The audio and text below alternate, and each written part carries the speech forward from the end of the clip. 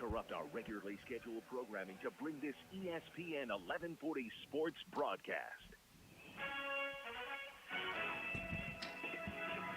It's time for Peninsula Oilers baseball on ESPN 1140 AM and 96.9 FM. The 2024 Peninsula Oilers pregame show is brought to you by Sweeney's Clothing, including a look around the league featuring scores and standings, and starting lineups and pitching matchups as we go around the horn. Sponsored by Genoir Towing and Recovery.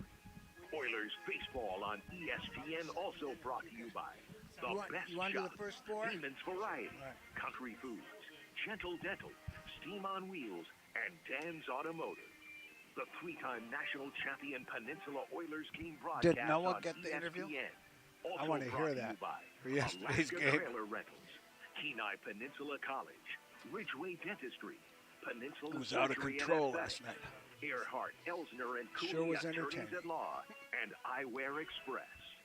The 2024 Oilers baseball season on ESPN 1140 AM and 96.9 FM. Also sponsored by Soldotna Professional Pharmacy, Precision Plumbing and Heating, Dam Roofing and Construction, Dr. James Julian DDS, Floors Unlimited, TJ Seggies, AK Express, and Hot Rocks Asphalt Paving. Oilers baseball is also brought to you on ESPN by Vaughn's Shell Mini Mart, Paradiso's Restaurant, Lower Peninsula Power Sports, Northern Superior Drilling, and Country Liquor. The Peninsula Oilers postgame show is sponsored by Peninsula Community Health Services with game recaps and on-field interviews. Now let's go live to today's Oilers game with the ESPN broadcast team. Well, good evening and welcome to Coral Seymour Ballpark on an absolutely gorgeous Kenai, Alaska day. The wind is actually somewhat moderate today, which is nice for Kenai. The sun is out, not a cloud in sight. Oilers and Pilots set for the final game of the regular season, at least for the Oilers, who are, in fact, yes, they are headed to the postseason. I'm Nick Sorrell, along with Bob Bird up in the broadcast booth. This is the Sweeney's pregame show. That'll be up here in just a second. But before we head that direction, do me a favor. Hop on the phone, hop on social media, send a text message, make a phone call, make a social media post.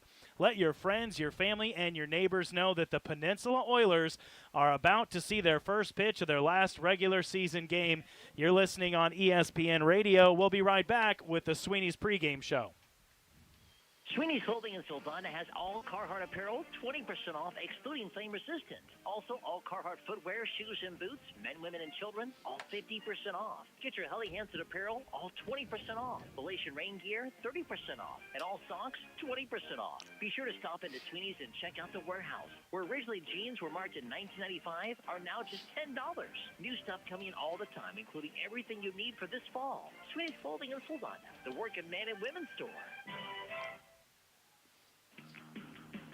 The Best Shop on K Beach is looking to add to their team. As the Best Shop continues to grow, so does their need for great employees. The Best Shop is currently looking for a parts and salesperson, a light-duty technician, and an experienced heavy-duty technician. Pay is based on experience, and all positions will start immediately. Please bring your resume to the Best Shop and be ready to be interviewed. The Best Shop is hiring now. Apply today. The Best Shop on K Beach. Hi, this is Michelle, the 340B Program Coordinator at Peninsula Community Health Services. What is 340B? It's a program that provides prescribed medications at a greatly reduced price. This is a remarkable program for PCHS patients who have no insurance or for those who have high deductibles. One deep fly to right that have had center, a qualifying caught on the visit in warning last track. 12 months with eligible providers may participate in this There program was a at no triple, charge. but it was not against the wall or anything like You that. with medication costs, contact 262-3119. Peninsula Community Health Services, supporting your health.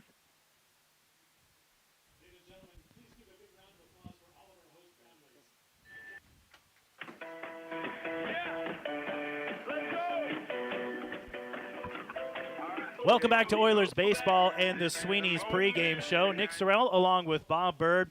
The Oilers headed to the postseason for the first time. Well, I guess they were there last year. They came in as the number 4 seed. Quick bounce last year, though, but this year's outlook a lot more positive. However, don't judge that by last night's game. Bob, you were here for that. Tell me a little bit about that game. It was ugly, baby, but it was exciting, okay? Okay. Nine errors between the two teams, split as evenly as you can get. 30 hits.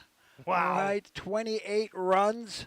And the bottom line is the Oilers came from – they went ahead 2-0, fell behind 11-7, came back with an 8-run seventh inning on the strength of a dozen walks issued by one pitcher. Wow. Now, this is not a criticism necessarily because of either team, because those errors were a result of pitchers playing position, like the infield, and position players pitching. And so when you're scraping the bottom of the barrel like both these teams are, you're going to get games like that. Yeah, and one thing I always say is you can judge a team's resiliency by their ability to come out on top of ugly games. Because when you can win the close games, when you can win the ugly games, and you can win the games when you're playing good baseball, it just says something about your ability to overcome adversity and make the most of sometimes a bad situation. It was a great entertainment for the fans here last night. You're listening to the Sweeney's pregame show. When we come back, it'll be Noah McLean with the Coach's Corner. You're listening to Oilers Baseball and the Sweeney's pregame show on ESPN Radio. Upstairs at Bean's, talking with Steve. It's time to can, and you'll find all those supplies waiting for you at Bean's.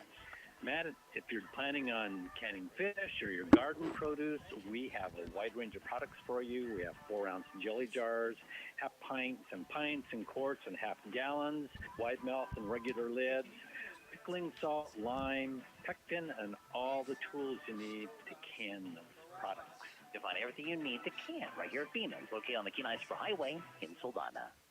Attention all shoppers. Are you tired of navigating through the chaos of big box grocery stores? Country Foods in Kenai is locally owned and operated. Every time you purchase from Country Foods, you're putting money back into this community. This week's specials are 80% ground beef, buy one, get one. IJ cheese, 2-pound blocks for $6.99 each. Kraft mac and cheese, 7.5 ounces, 4 for $5. New Crop Chilean navel oranges, $1.89 a pound. And sweet cantaloupe, 89 cents a pound. Country Foods in Kenai. Buy fresh, spend less. Gentle Dental is now accepting new patients. Haven't been to the dentist in a while? No worries. Wherever you are in your dental journey, Gentle Dental is excited to help you achieve your smile goals. Their friendly team looks forward to meeting you, and you can even expect a joke or tooth when you visit. Call Gentle Dental today at 907-262-8834. Remember, your perfect smile starts here. Gentle Dental, where every visit leaves you grinning.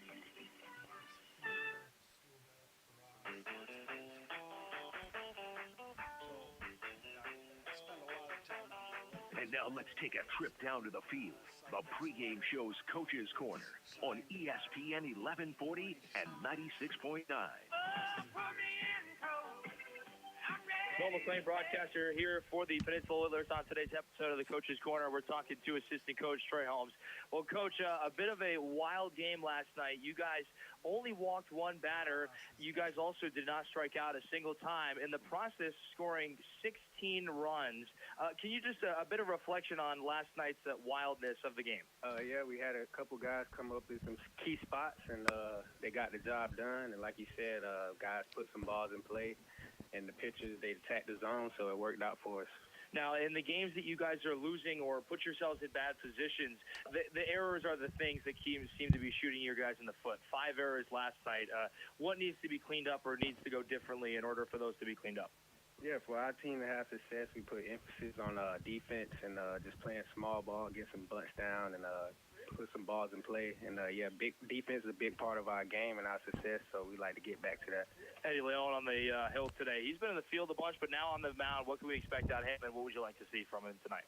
He's a workhorse for us. He's been good for us all year. We're looking for him to do pretty much what he's done all year for us, and just build off of what he's been doing, and it should be a good win for us tonight. Now, Coach, this is the last game of the regular season here at the Coral Seymour Park. What's your favorite memory here from Coral Seymour Park and being an Oiler? I would say last night's win. Last night's win was was probably the best win we had all year. I faced some adversity a couple times throughout the game. We ended up pulling out the win. So last night's win was definitely one of my best memories. Awesome. Thanks, Coach. Thank you. That was Noah McLean with the Coach's Corner.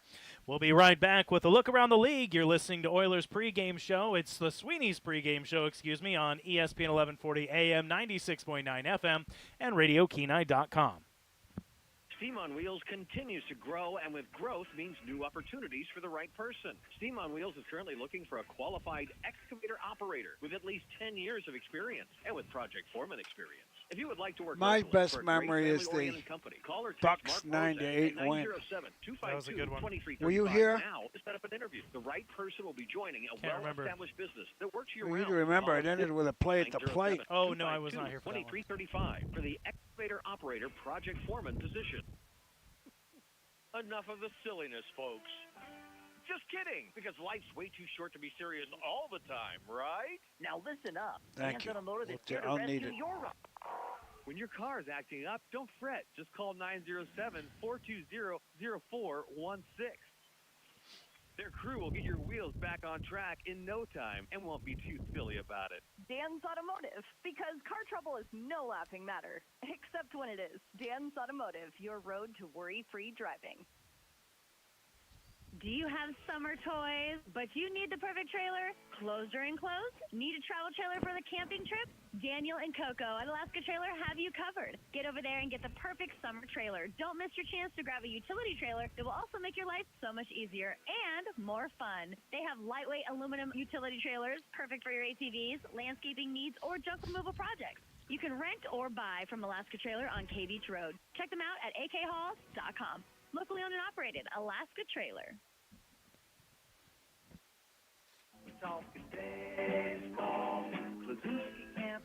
With the latest scores, standings, and news from around the Alaska League, let's take a look around the league on ESPN 1140 and 96.9.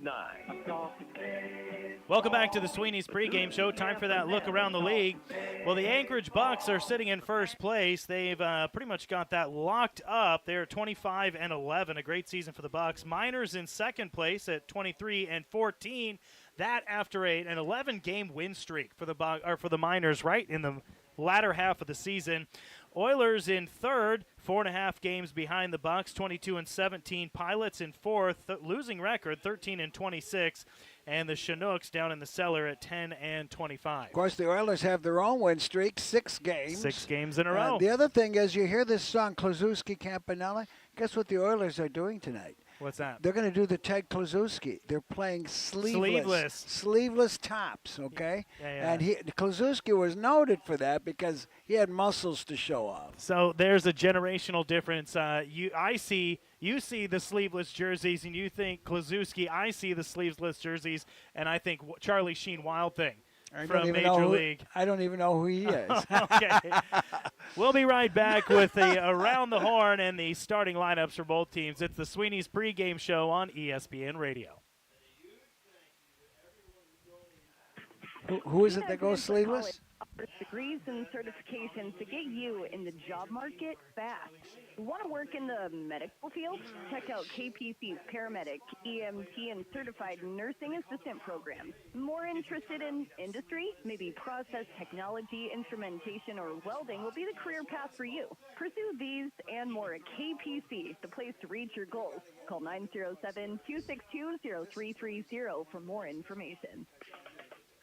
Discover a radiant smile with Ridgeway Family Dentistry's exclusive offer. Only $199 for a new patient bundle. Uncover the benefits of a dental exam and x-rays, cleaning not included, during this limited time offer. Why Ridgeway? With over 240 positive reviews, they've been dedicated to treating patients of all ages in the Sylvania community and the Kenai Peninsula since 1990. Experience premium dental care with cutting-edge technology and a skilled team led by Dr. David Richburg. Elevate your oral health journey. Schedule a consultation today at Ridgeway Family Dentistry, where satisfaction meets a healthy smile. Hey guys, the fish are running, but that's not the only thing that can swim upstream. You have 200 million swimmers lined up and ready to roll every single time. If you've been considering a vasectomy, Dr. Alvarez will perform a no-needle, no-scalpel procedure, which is minimally invasive with little or no discomfort. We accept all insurance, and our self-pay price is often more affordable than high-deductible plans, regardless of network status. Let us check with your yours. Call Peninsula Surgery and Aesthetics, 907-235-1010, or check our website. Let's sink those swimmers and focus on some summer fun. In a small town where it feels like home, I got everything I need, and nothing that I don't. The Sweeney's Clothing pregame show continues as we go around the horn with today's starting lineups. Brought to you by Genoir Towing and Recovery. Bob Bird with the Pilots starting lineup. The leadoff hitter is going to be Dylan Marks. He'll be the designated hitter tonight. He's wearing number 7. Batting second will be Luke Hefner, one of 2 Hefner brothers on this squad. He'll be at shortstop, and he's number 18. Batting third is Luke Stolga, playing right field tonight, number 3. Batting fourth is Rodrigo Barajas. He'll catch, and he wears number 30. In the 5 spot is Jacob Cowes, number 31, playing left field. Number 6 is, batting 6 is number 10, the first baseman, Owen Hayes. Batting 7, 8, and 9 are the Sanders triplets, okay? Playing center field is Logan. He's number 24. He'll bat 7th. Playing second base is Troy. He's number 5. And batting 9th is number 1, the third baseman, Marcus. Those are the Sanders triplets, Huey, Dewey, and Louie. And the starting pitcher is going to be David Hefner. The other, he's a twin. I'm making this up, of course. They're not triplets. Good. And Hefner is the starting pitcher for the Anchorage Pilots tonight. A family affair on the Pilots, it would seem. Starting lineup for the Peninsula Oilers, batting in the leadoff spot, and he's also number 1, shortstop Petey Soto. Playing second base and batting second, number 10, Cole Dawson. Number 25, he'll be batting in the power spot. Number 3 in the lineup, center fielder Colin Robson. In the cleanup spot, designated hitter number 30, Zach Ferris. Batting 5th and playing left field, number 24, Cole Wilson. Batting 6th, and he'll be in right field, Andrew Alua. And in the number 7 spot and catching, number 23, Braden Smith. Batting 8th, third baseman, number 22, Brock Worthgen. And in the 9 spot for the Peninsula Oilers tonight, number 7, first baseman, Seth Wrightstone. That's your around the horn for your starting lineups. We'll step aside here for the national anthem, and when we come back, it'll be first pitch. You're listening to Oilers Baseball. It's the Sweeney's pregame show on ESPN Radio.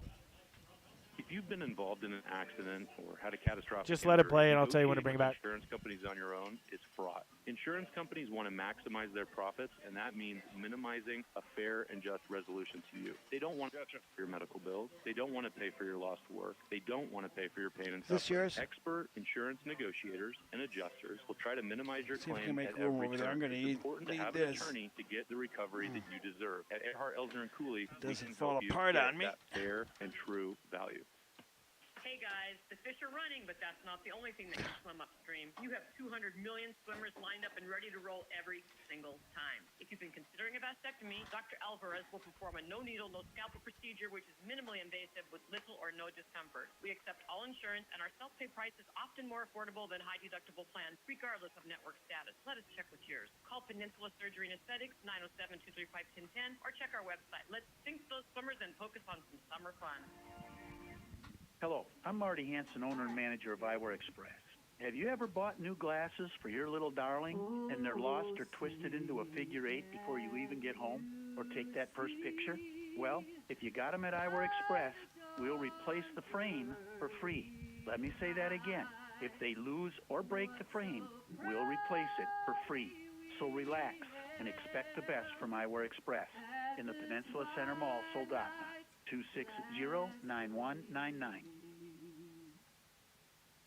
Discover the care you deserve at Soldotna Professional Pharmacy. We're your community partner in health. Remember, we offer free monthly delivery to your doorstep with our free MedSync program. Allow our staff to refill your medications and solve issues before they happen. Our expert pharmacists are always here to address any concerns. Find us at the corner of Binkley and Marydale or call 907-262-3800. At Soldotna Professional Pharmacy, your well-being is our priority. That's Soldotna Professional Pharmacy, where your health is our mission. Health concerns don't wait for the perfect moment. That's why Central Peninsula Urgent Care is your solution for immediate care that fits your schedule. Our board-certified emergency physicians and compassionate nurses are dedicated to your well-being. Located at the corner of the Spur Highway and Walmart Drive in Kenai, we're open daily from 8 a.m. until 8 p.m. No appointment necessary. Just walk in. Personalized healing on your schedule. Visit us at KenaiUrgentCare.com. Bring it back after this one. Construction and Roofing here on the peninsula is your trusted company. From shingle roofing and installation and repair to installation of EPDM roofing or even metal roofing installation and repair. Dam Construction and Roofing has you covered. Open 8 a.m. to 8 p.m. with 24-hour emergency services available. Over 60 years of combined roofing experience. Drew is certified by Malarkey Roofing Products and can offer warranty on Malarkey Roofing Products as well. Call them today. 907-262-3996.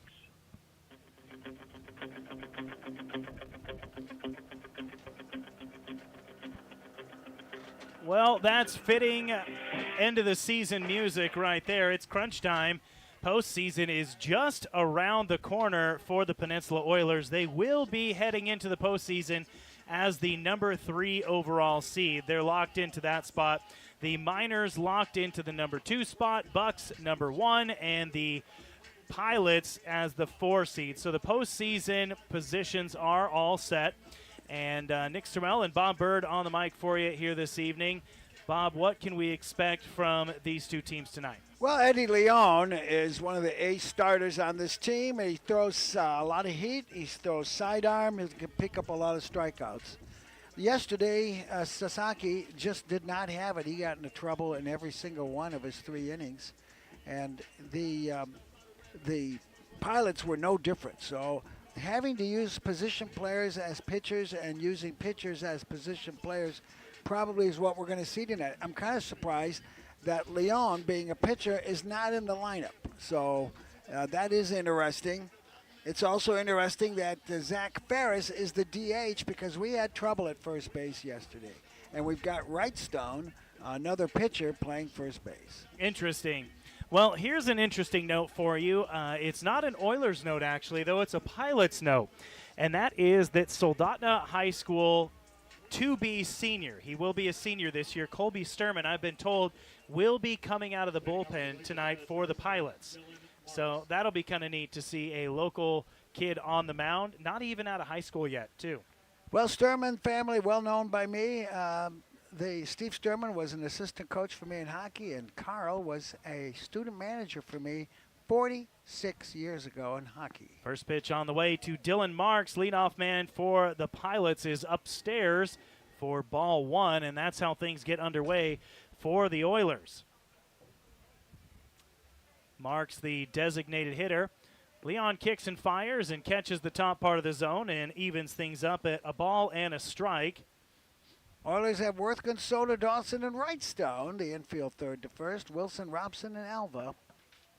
There's a chopper right back in the middle. Diving in, stop attempt by Dawson, but it gets out into the outfield for a leadoff base hit.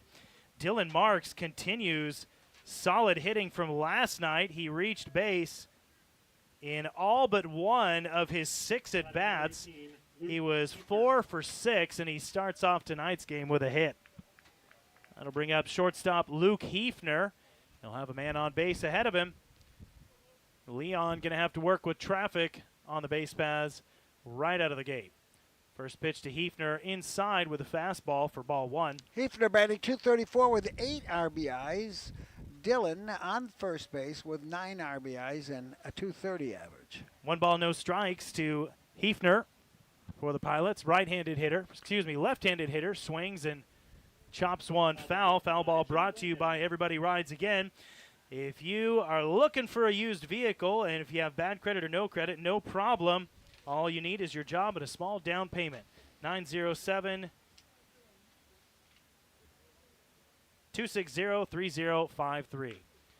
There's a fly ball toward left center field. It's going to be a single. Drops in, yep. Right in front of Wilson, the left fielder, and that's back-to-back singles for the Pilots to start off the game. They've got men on first and second base. Luke Stolga, the new hitter. He's number 3, and he's also batting in the 3 spot. And the catcher, Smith, for the Oilers, wants to go out and have a quick chat with his pitcher, try and calm him down. And we've seen Leon get in trouble a few times throughout the season. He has been solid, but a little trouble here in the first inning. He'll have to work his way out of a jam. No outs and 2 men aboard for the Pilots in the top of the first.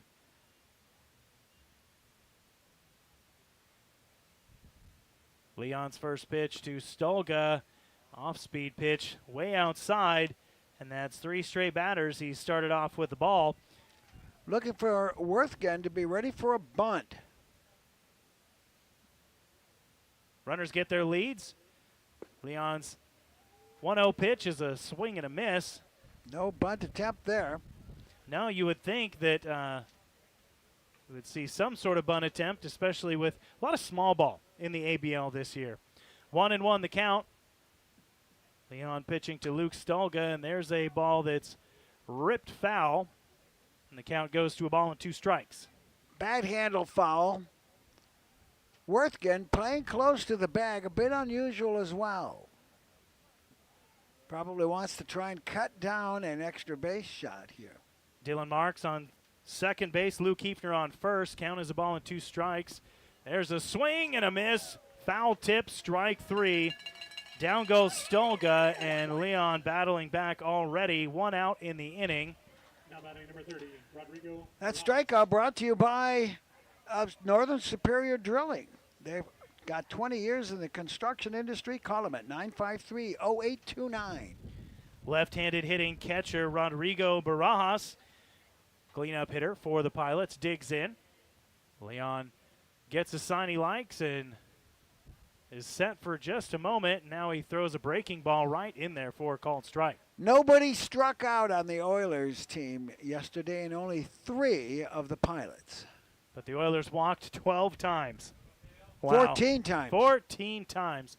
No balls and a strike. The count to Barajas, and he's going to roll one towards second base. Fielded, could be 2. On to first for the second out, and a double play gets the Oilers out of the top half of the first inning.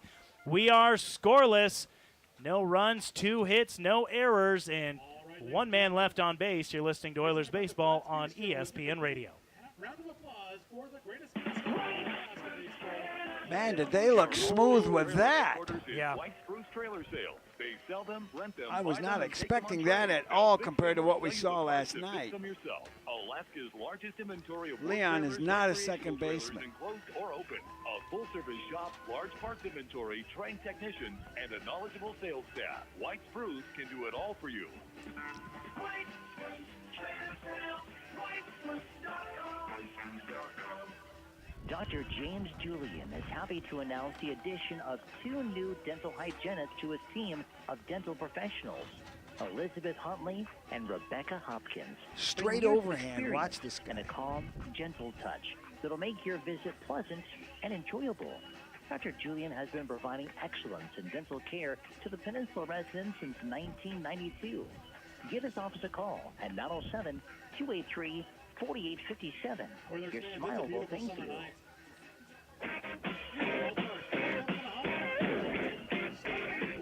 Welcome back to Coral Seymour Park. The Oilers and Pilots are scoreless after a half inning. Nick Sorrell and Bob Bird in the broadcast booth for you this evening. That was as smooth a 4-6-3 double play as I've seen all year. And Dawson had to spin around and make his throw to second base to the shortstop. It was very crisp and very sharp. I'll be honest, that's the kind of play you want to see with the postseason just around the corner. It'll be the 1-2-3 hitters due up in the bottom of the first inning for the Oilers. Petey Soto, Cole Dawson, and Colin Robson. Robson has had a phenomenal season at the plate. Was at one point leading the league in home runs. Last time I checked, he was at 4, but I'll have to see where he's at right now. That's what we had yesterday at this time. 4 home runs and 22 RBIs. I'm not counting yesterday's total. I don't know if he got any of those 16 runs to his RBI credit. Petey Soto batting from the right-hand side in the sleeveless jersey, black tops and white pants for the Oilers tonight. First pitch from Hefner is fastball outside for ball 1. Game time temperature in the low 70s. So they're going to get away with it maybe before the evening tide comes in. 1-0 pitch. That one is lifted towards center field, and it's going to go right at the center fielder, Logan Sanders, and he will gather it for the first out of the inning. Medium depth, moving slightly towards left field. That'll bring up Cole Dawson, the second baseman, with nobody aboard ahead of him and one away in the bottom of the first. Dawson has been a very solid infielder for the Oilers all season. Breaking ball at the bottom part of the zone, called strike 1. Dave Hefner has an overhand delivery, straight overhand part of the time. Here's the 0-1 pitch, and there's a breaking ball drops in. Called strike 2, and Dawson is quickly behind, and Hefner already showing some decent command of the strike zone. 0-2 pitch, that one's down and bounces away from Barajas, the catcher. It's ball 1.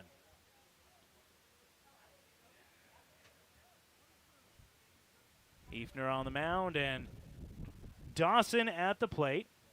1-2 pitch, breaking ball. That one is lifted toward right field, and almost a little bit too far in is Stolga, but he does reach up and make the catch in somewhat shallow right field for the second out of the inning. A pair of flyouts for Hefner to start the bottom of the first, and we are scoreless. Colin Robson, batting from the left-hand side, will step in for the Oilers. Swings at the first pitch he sees and pokes one, but it's stabbed and stopped by the shortstop. Hefner diving to his right. That's the other Hefner, the Luke variety, I should say. And Robson has himself an infield single. That was a not sharply hit and a very good effort by Luke Hefner to smother that ball. Smart hitting by Robson. If you know the pitcher is commanding the strike zone, go out there swinging at the first pitch. Zach Ferris looks at a fastball for strike 1. He's a designated hitter tonight in the cleanup spot. He's got a man ahead of him. Little pitch or a toss over to first base. Check of the runner by David Hefner. Robson with a lot of stolen bases this year, and there's 2 outs. 2 outs and a man on. 0-1 count, and there's one that's nubbed kind of off to the left side. Sliding attempt by Sanders running into foul territory, but can't quite get there, and it's 0-2 on Zach Ferris. Ran out from underneath his cap and did the right thing. If you're close to the fence, slide feet first. That's right. David Hefner on the mound gets a sign he likes. He's got an 0-2 count on Ferris, and there's a nubber toward the first baseman. No, they call it a foul ball. Did it bounce off his foot or off the plate? Well, the plate means nothing. The plate, you can hit the plate all you want, and it goes fair. But judging by the pain, yeah, he's favoring the foot in Zach Ferris's walking position right now. It went off of him. No balls, 2 strikes, 2 outs, and a man on first for the Oilers in a scoreless game at the bottom of the first inning. David Hefner, the pitcher, runner goes, swing and a miss, strike 3, foul tip. Down goes Ferris for Hefner's first strikeout of the game. And Hefner works around a 2-out single, no runs, 1 hit, no errors, and 1 man left on base for the Oilers. We go to the top of the second inning in a scoreless baseball game. You're listening to Oilers Baseball on ESPN. Floors Unlimited, located on K Beach, just past 46 years ago, when I was asked to umpire games without any experience, I thought a ball that hit the plate was foul. Ronald McDonald House Charity. They carry carpet and vinyl and it's to tie not? your home No. together perfectly. Need a bathroom remodel? They do gorgeous. In fact, I've work. seen Floors many a Unlimited, hit, Seward and Homer. an infield hit, Call hit the plate. 907-420-7688. Floors Unlimited. You understand why there's a slot Up the light.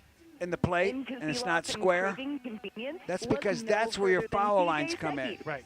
So if you swing and hit the ball and it drops dead on the plate, and I've seen that happen, that's a fair From ball. the liquor store from 6 a.m. to 10 p.m. Oh, and did I mention they have fishing licenses too? Whether it's for those grocery items or relaxing You evenings, can't TJ practice said that, though. covered. And the best part, staff always greets you with a smile. Swing by TJ Secchi's today and experience top-notch service and a one-stop We'll talk shop about for this all when we your come needs in. this summer. Leading out for the Pilots, number 31, Jacob Coes. Welcome back to Oilers baseball. We move on to the top half of the second inning. It'll be the 5, 6, and 7 hitters due up for the Pilots. Jacob Coes, Owen Hayes, and Logan Sanders. First pitch to Coes is tapped foul to the left side. That foul ball brought to you by Everybody Rides Again. Your job and a small down payment is all you need for a used vehicle. They're on the big corner of K Beach and Poppy Lane. Call 907-260-3053. 0-1 the count, and look like a two-seamer just off the plate for ball one, and the count is 1-1 on Jacob Coes. And let's talk for a minute on that foul ball about the shape of home plate. The home plate, of course, is angled and comes to a point, and that's where the foul lines are originated. 1 ball, 2 strike pitch is just off the plate. 2 balls, 2 strikes now on the left fielder for the Pilots. And 2-2 pitch. Leon working quickly. Swing and a miss. Strike 3. Down goes Coes, and that's the second strikeout in as many innings for Eddie Leon. Yeah, Northern Superior Drilling has got 20 years in the construction and drilling industry. And give them a call at 953-0829. When you're laying down the string to chalk the baselines, you put the nail right at the base of the point. First pitch to Hayes is ripped foul over toward the beer garden. It's going to roll down the fence in foul territory, and Leon ahead in the count. This inning shaping up differently than the top of the first, where he gave up 2 singles to lead off the inning, 0-1, and a fastball inside for ball number 1. Therefore, anything that hits the plate without hitting the batter in the batter's box is a fair ball, and I've even seen balls drop dead on the plate. There's the 0-1 pitch. Called strike right down at the knees. And the count is a ball and 2 strikes. If that happens, it's a fair ball, and you run for it. 1 ball, 2 strikes. There's a swing. It's a tapper, actual chopper toward third base, fielded cleanly by Worthgen, and a throw on to first to record the out. It's 2 up, 2 down for the Pilots in the top of the second. Scoreless baseball game. 24, Logan Sanders. Last day of July. Tomorrow is August. Can you believe it? Yes, because the rains will be starting later this week. Well, the first of the 3 Sanders brothers steps in from the right-hand side and takes a breaking ball low. Logan Sanders, the center fielder for the Pilots, is ahead in the count. 1 ball, no strikes. Leon working quickly, kicks and fires, and there's one that's popped straight up on the infield. Coming in from third base, Worthgen waves everybody off and makes the catch to retire the side. 1, 2, 3 go the Pilots in order in the top of the second. No runs, no hits, no errors. It's a scoreless game on the last game of the season for the Oilers. We head to the bottom of the second inning. You're listening to Oilers Baseball on ESPN Radio. Hot Rocks Asphalt Paving, a proud sponsor of the Peninsula Oilers baseball broadcast. As a local small-town Peninsula business, Hot Rocks Asphalt Paving understands that it's all in the details. Quality work, quality service, at a fair competitive price. And that's what you'll get from Hot Rocks Asphalt Paving. Call Todd now to get your free paving estimate. 907-420-4729. That's Hot Rocks Asphalt Paving. 907-420-4729. Hot Rocks Asphalt Paving does patchwork, ceiling, driveways, parking pads, and parking lot paving, and more. Call today. 907-420-4729. Hot Rocks Asphalt Paving. Are you one of those people who don't like to wait and have a zillion things on your to-do list and no time for the DMV? No problem. AK Express is your on-the-go title, tag, and registration solution. AK Express is conveniently located on the corner of K Beach and West Poppy Lane next to Everybody Rides Again. They'll have you in and out in as fast as 10 minutes with next to no wait time. AK Express, your on-the-go title, tag, and registration solution. 907-260-9501. Well, we go to the bottom of the second inning. It'll be the 5, 6, 7 hitters due up for the Oilers. Cole Wilson, Andrew Alua, and Braden Smith. It's in the low 70s out on the baseball field, and up here in the broadcast booth, it's somewhere between that and the surface of the sun. Nice and toasty up here in the booth. With a lot of glare on this plexiglass, making us blind to some of those hits.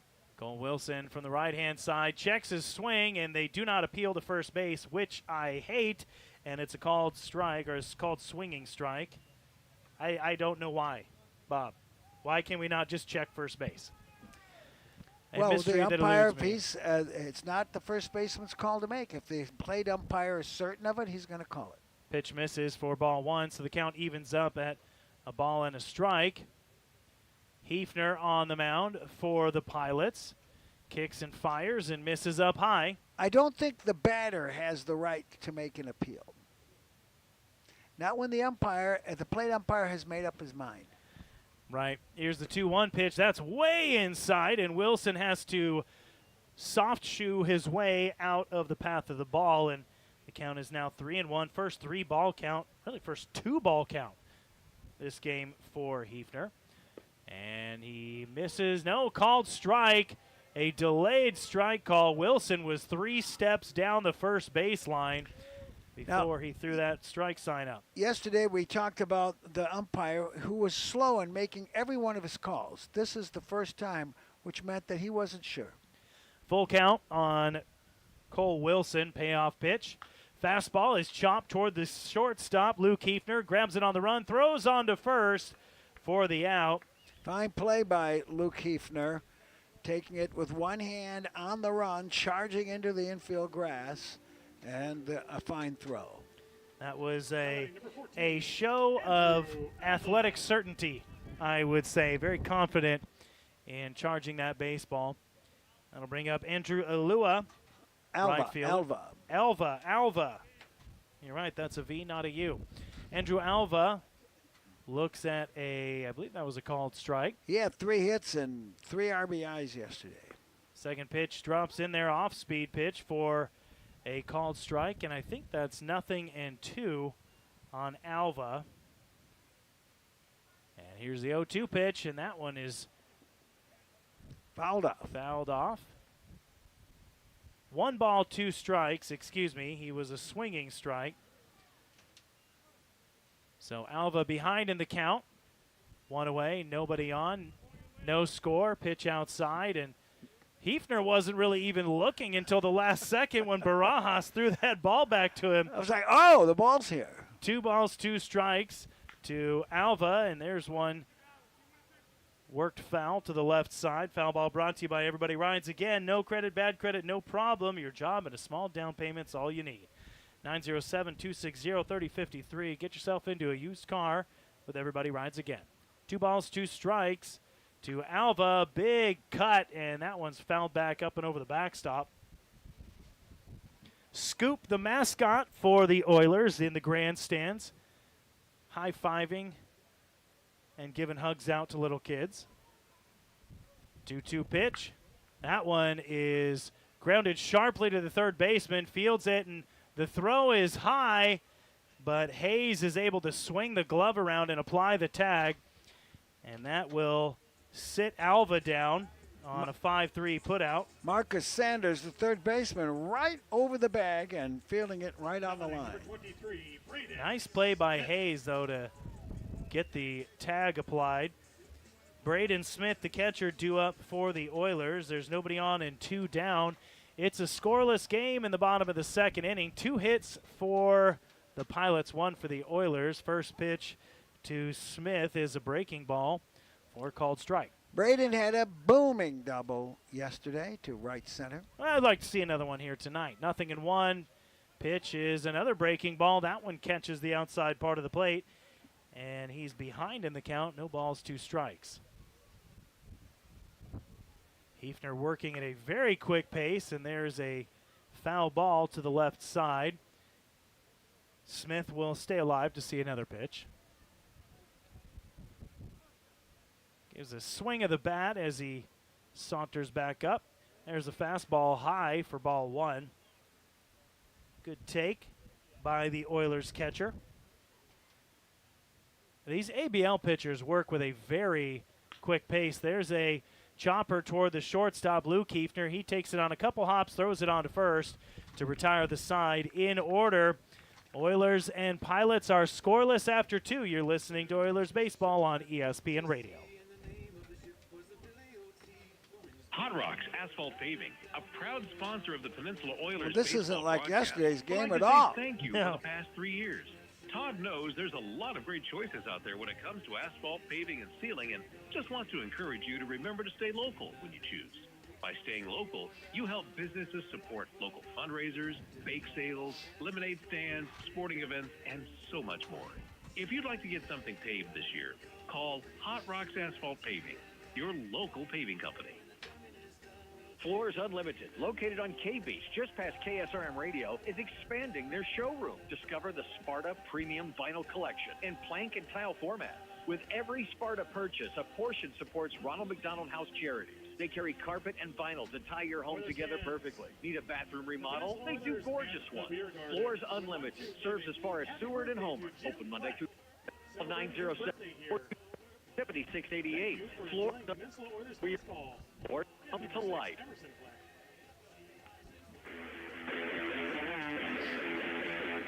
Welcome back to Peninsula Oilers baseball. Last game of the regular season for the Oilers. They're scoreless against the Pilots after 2 innings.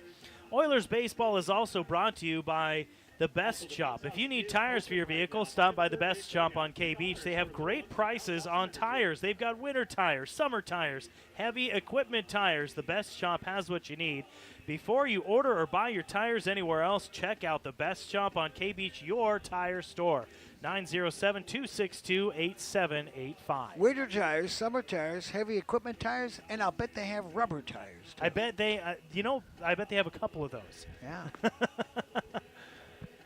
Oilers warming back up on the field. It'll be the 8, 9, and 1 hitters due up for the Pilots. Troy Sanders, Marcus Sanders, and then Dylan Marks. And if any of them reach, Luke Hefner. Troy Sanders is the second of 3 Sanders brothers playing for the Pilots tonight. Eddie Leon back on the mound. First pitch to Troy Sanders is inside for ball 1. I don't think I've seen a team with 3 brothers at the same time. Sanders lifts one towards center field. Coming in is Robson, and he'll make the catch in shallow center field for the first out of the inning. After a shaky start, Leon has looked very good. Pretty crisp. The St. Louis Blues had 3 brothers at one time playing defense. Barclay Plager, Bob Plager, and Billy Plager. You know, that's a last name that you wouldn't really have to wonder if they're brothers. It's not like Smith. Here's Marcus Sanders, the third baseman. Takes a strike. And after giving up those 2 leadoff singles to start the game, Eddie Leon has settled down quite a bit. There he misses inside with a ball. And so the count is even at 1-1 on the number 9 hitter. And here's the 1-1 pitch. That's way outside. And Smith has to get the go-go gadget arm on to snag that one. 2 balls, 1 strike. Chopper back to the backstop. Foul ball. Everybody rides again. Looking for a used vehicle? All you need is a job and a small down payment. 907-260-3053. 2 balls, 2 strikes. There's the pitch, and that one is lifted into shallow left field. Backing up onto the grass is Soto, and he'll make the catch. 2 up, 2 down, and that is 7 straight,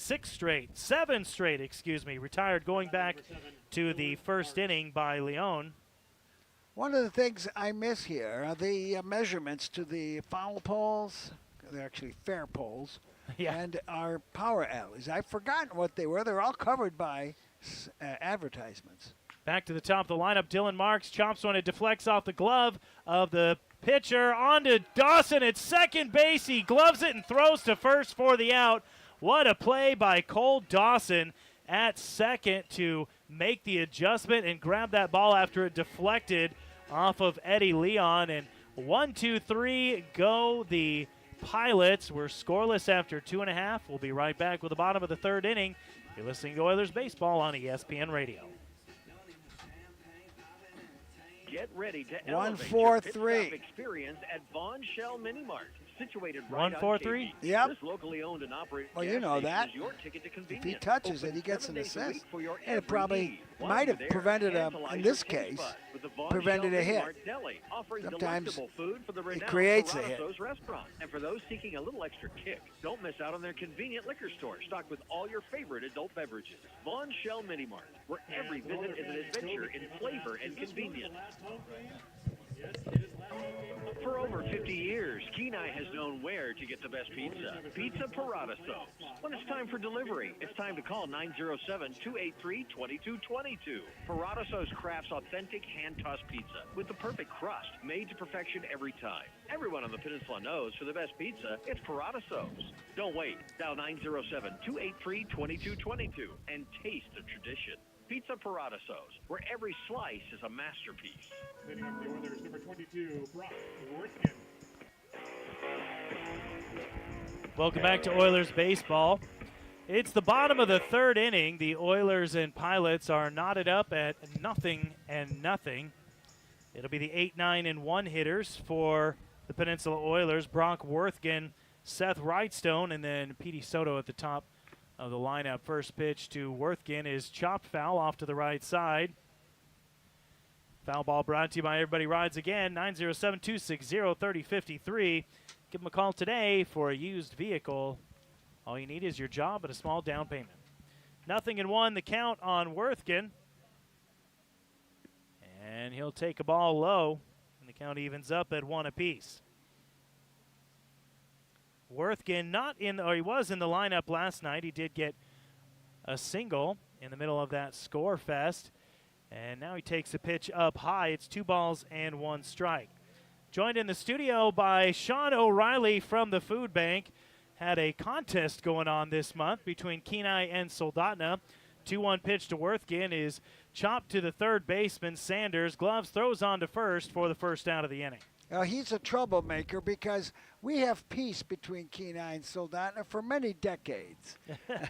But this is the kind of rivalry we like. Sean, why don't you fill us in about the food bank contest between Kenai and Soldotna? Thank you very much, gentlemen. So we have got a wonderful contest. It's our second year. And what we've done is challenged the two cities to... First pitch to Wrightstone is grounded to the third base side. Taken again by Sanders. Throw on to first is in time, and there's 2 down in the inning. Just continue. Go ahead, Sean. Yeah, so what we do is we have a contest between the two cities who can raise the most food or money and call themselves the King of the Kenai.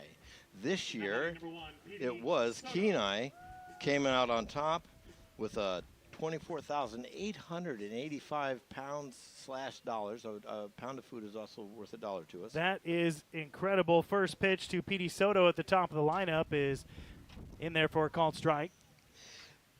Soldotna did come in with a very close second, only 1,367 pounds below Kenai's fabulous record. Last year we raised 37,000, so 48,000 this year is an amazing improvement, and we just forecast it to continue to grow and be a really wonderful thing. The beneficiaries, of course, are the people that visit and use the food bank to supplement their food insecurity, and we're just so grateful. I've been telling Lily that it's the orbit of Kenai and the orbit of Soldotna because it includes Kasilof and Sterling and, of course, Nikiski. Go ahead. 1 ball and 2 strikes to Petey Soto.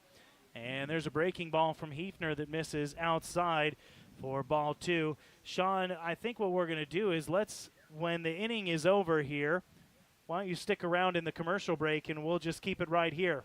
And we can get some good stuff. And speaking of which, there it is, called strike 3. Down goes Soto on strikes called. Okay. And so instead of going to a commercial break, we're just going to stay right here. So, Sean, you said last year Soldotna won. This year Kenai wins. And I think last year the combined food total was somewhere around like 44,000 pounds. 37,000 pounds. So we really made a big improvement with 48,000 this year.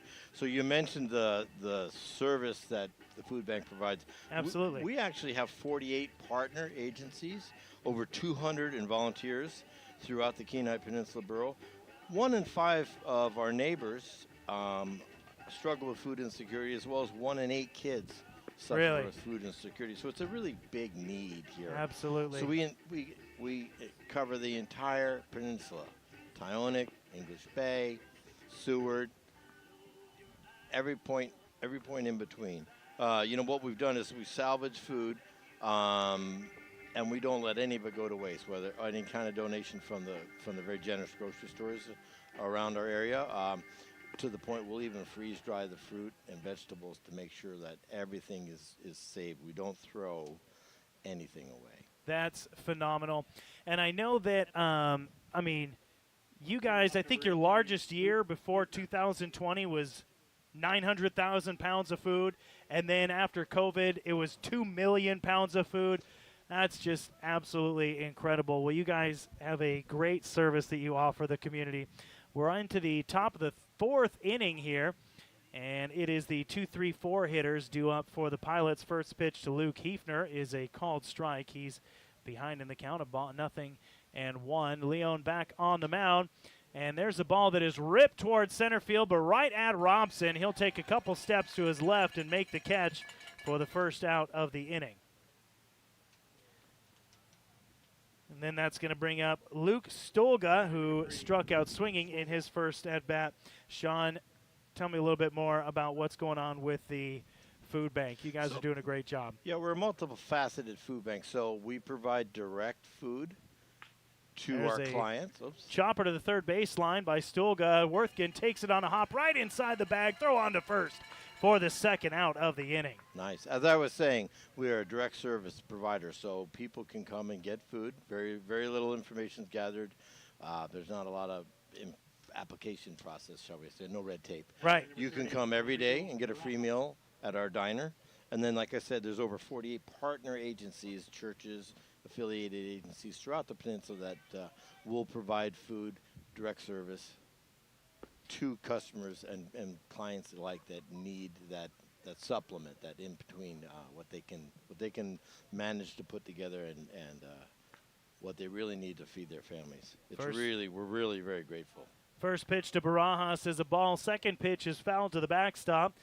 2 down in the inning, nobody on base, in a scoreless game in the top of the 4th inning. Oilers and Pilots in the last game of the season for the Oilers. Big swing and a chopper foul to the right side, and Barajas now behind in the count to Leon. 1 ball, 2 strikes. Leon has retired 9 straight, looking to make it 10. And there's a line drive just over the head of Petey Soto into left field. And that will break up a streak of 9 straight batters retired, and Barajas is aboard with a 2-out single. Sean, continue. So, again, we just want to thank the Peninsula and all the residents. We are very grateful for this event, and the food and the funds that are raised in our communities will have a substantial impact on making sure our neighbors don't go hungry. So, again, thank you all for your dedication to eliminating food insecurity for our community, and thank you guys for the time today. Thank you. Chopper to the second baseman, Dawson. He takes it on a hop, a big hop, flips onto second to retire the side. The Oilers do leave one stranded as we go to the bottom of the 4th inning in a scoreless baseball game. No men, no runs, 1 hit, no errors, and nobody left on base for the Pilots. You're listening to Oilers Baseball on ESPN Radio. Summer is here, and so are the deals at Lower Peninsula Power. Bottom of the 4th already. Speaking of great prizes, once again is Mr. Sean We're at bottom of the 4th already. Correct. Well, thank you. I'm just one more now. They've got the perfect ride for you. Hurry in for unbeatable summer savings at Lower Peninsula Power Sports. Visit them, 61284 East End Road in Homer, or give them a call, 907-235-6341. Don't miss out. Your summer adventure starts here. Do you need to get a water well drilled? Call Northern Superior Drilling now at 907-953-0829. Northern Superior Drilling has the knowledge and resources to over 50 years of wells constructed on the Kenai Peninsula. And they do the research to provide you a worry-free quote. Call now as they are booking fast. And if you're having an issue with your well or pump, Northern Superior Drilling can get you pumping again. 24-hour emergency service available if needed. Just call 907-953-0829. Northern Superior Drilling, water well drilling and pump service.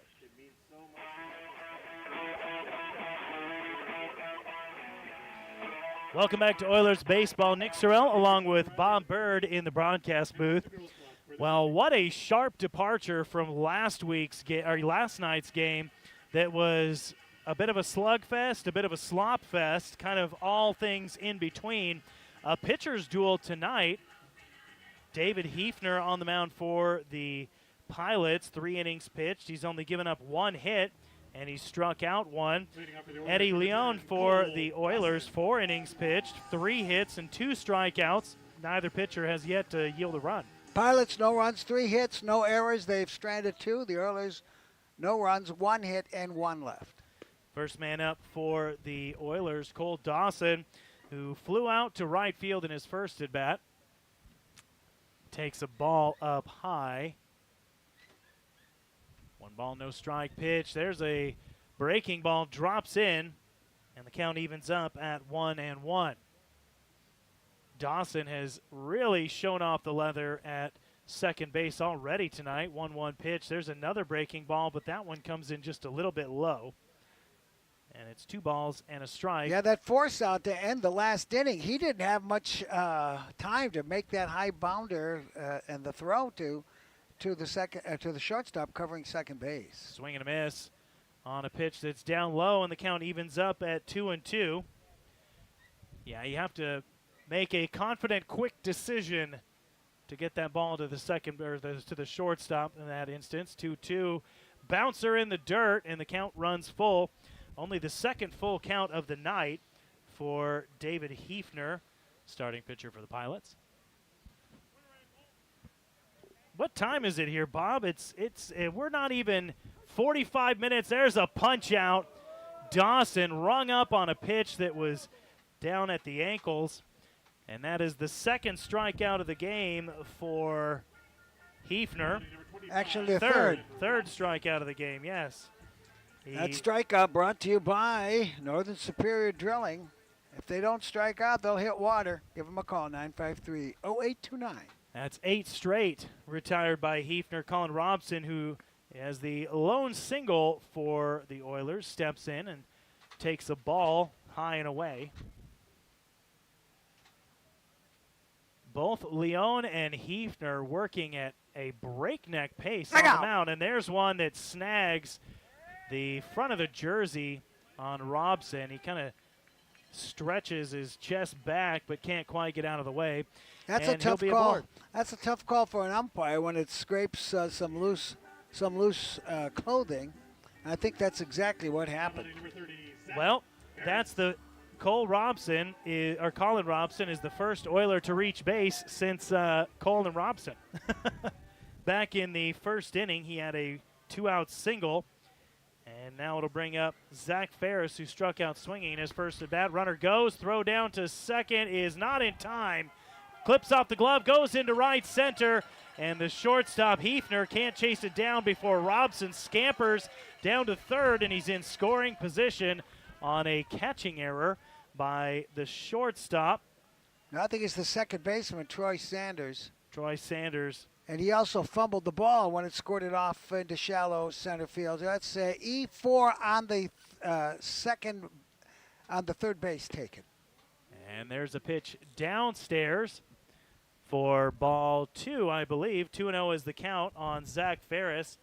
And he has a chance to put the Oilers up by a run with the game's first run 90 feet away. There's a breaking ball, misses outside, and now 3-0, and Hefner way behind in the count. This is his first 3-0 count of the game. Colin Robson stole second base, advanced on the catching error, and there's a fastball right down the middle for called strike 1, and the count on Ferris is now 3 balls and a strike. Scoreless in the bottom of the 4th inning. Oilers trying to strike first, though. And there's ball 4 way upstairs. And the Oilers with something brewing in the bottom of the 4th. They've got men on the corners for Cole Wilson. He grounded out to the shortstop in his first at-bat.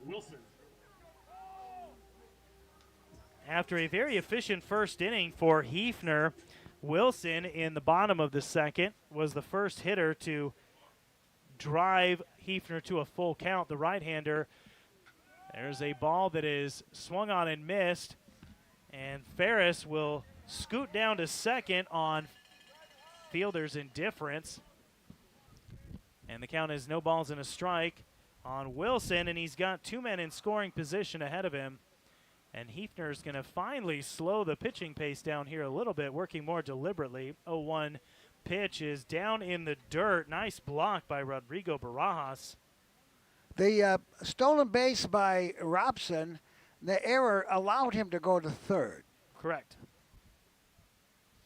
1 ball, 1 strike, 1 out, 2 men aboard in the bottom of the 4th inning for the Oilers. There's a ball that is lifted toward left. No, it's a grounder toward the third baseman, and the throw gets away from the first base. Here comes Robson. He'll score the game's first run, and that is going to be an unearned run for the Oilers to put them on the board. Marcus Sanders. He had a line drive. He had it in his glove. Then he dropped it. And very wisely, Robson went back to third base because he thought it was caught. The mistake that Marcus Sanders made was to make a desperate throw to first. It would have been an infield hit otherwise, but now it's an E5 to score the first run of the game. So 2 errors in the inning for the Pilots, and a throw over to first as Wilson is now aboard after the throwing error. That's going to be called a hit, though, for Cole Wilson. So they are going to score that a hit. That was a hot smash into his glove.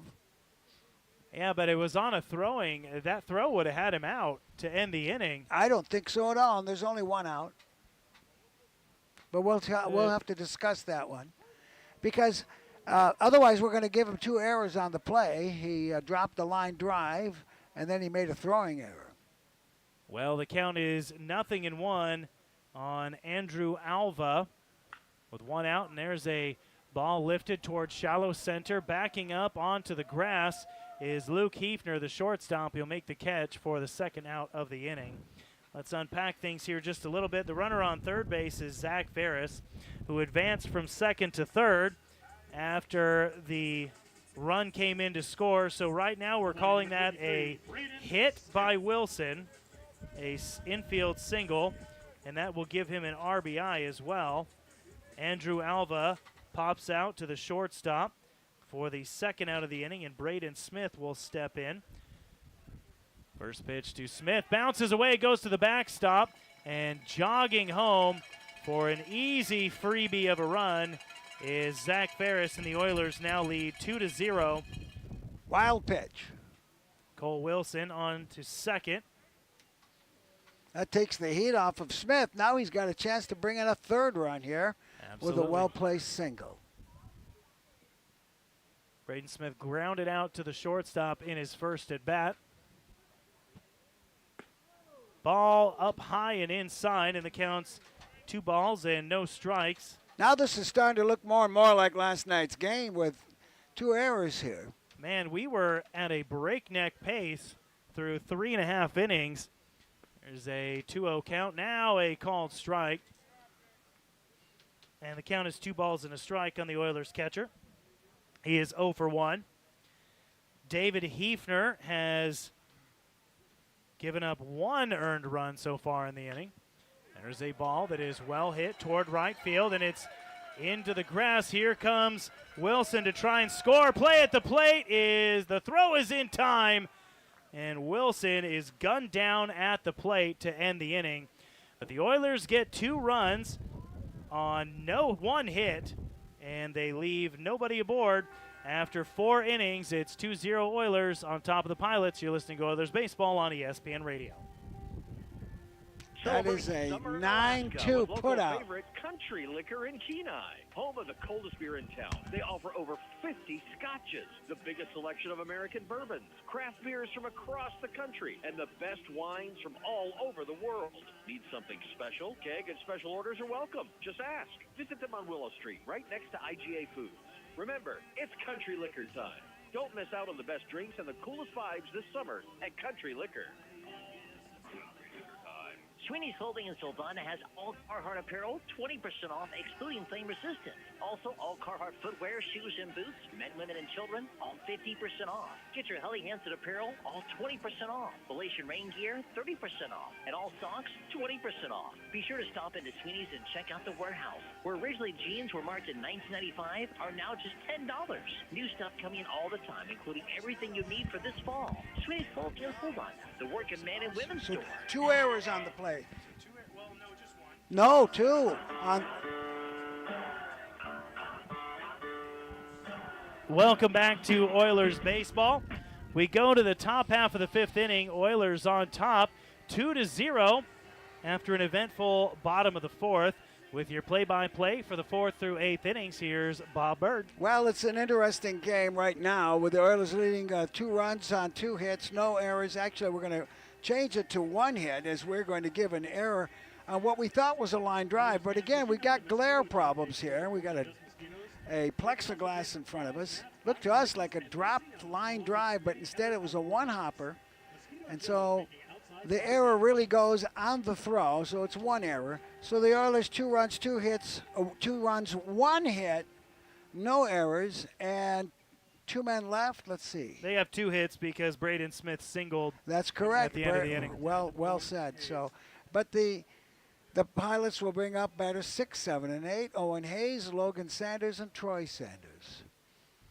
Owen Hayes grounded to third. The first pitch by Leon is called on the inside corner for a strike. So in E5,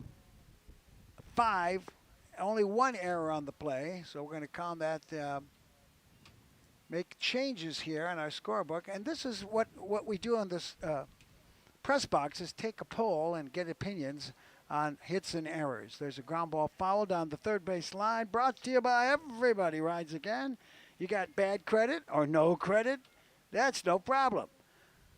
All you need is to have a job and a small down payment. Give them a call, 260-3053. Next pitch, and it's a bad handle shot to center field. It's measured by Robson, and he's got it. And very moderate depth center field. It did have some oomph on that. On a pitch on the inside corner, it's an F8, and 1 dead here in the 4th, the top of the 5th inning.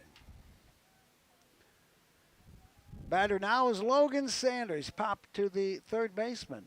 There's the first pitch to Sanders, and an swing. It's a barehanded grab. He made the play. Soto. This was a check swing looper over the pitcher's head. Soto came charging in, took it barehanded, and made the throw. That is the play, the defensive play of the game right now, and a 6-3 put out on the check swing by Logan Sanders. Wow. Next batter now is Troy Sanders. Fly to left field. Here's a blooper. 1 bounce to Soto again. Burns it across. He got him. Wow. Not many pitches in this inning. We'll have to count those up later. In the meantime, it's 3 up and 3 down for the Anchorage Glacier Pilots. No runs, no hits, no errors, nobody left. Let's go to the bottom of 5. The Oilers 2, the Glacier Pilots nothing. This is Oilers baseball on ESPN 1140. Do you need to get a water well drilled? Call Northern Superior Drilling now at 907-953-0829. Northern Superior Drilling has the knowledge and resources to over 50 years of wells constructed on the Kenai Peninsula. And they do the research to provide you a worry-free quote. Call now as they are booking fast. And if you're having an issue with your well or pump, Northern Superior Drilling can get you pumping again. 24-hour emergency service available if needed. Just call 907-953-0829. Northern Superior Drilling, water well drilling, and pump service. Got a tractor trailer that needs to be serviced or a piece of equipment that needs to be repaired? The best shop on K-Beach can handle all of your heavy equipment repair needs. From simple tire change outs to full overhauls, the best shop will get you back on the job site. Transmission repair, drivetrain, steering, brakes, and engine. The best shop is the shop to go to for heavy equipment repair. The best shop, your heavy equipment repair facility, 907-262-8785. Located on K-Beach Road by Save You More. We go to the bottom of 5, and the Oilers 2 runs on 2 hits, and the Pilots no runs on 3 hits. A very exciting play at the plate. Cole Wilson gunned down at the plate by the right fielder Stulga, and there was no argument about it. It was a close play, but it was in time, and I believe Cole Wilson knew it and went quietly to the bench. So the Oilers will have batters 8, 9, and 1 to start the 5th inning as David Hefner working a sidearm warm-up right now. Let's see if he's right-handed thrower, and we'll get the Oilers up here. It's going to be Wirtgen, Wrightstone, and Soto. 8, 9, and 1 for the Oilers. Getting some extra throws here. It's number 39 for the Glacier Pilots. We may have a new pitcher as soon as I can locate his number here.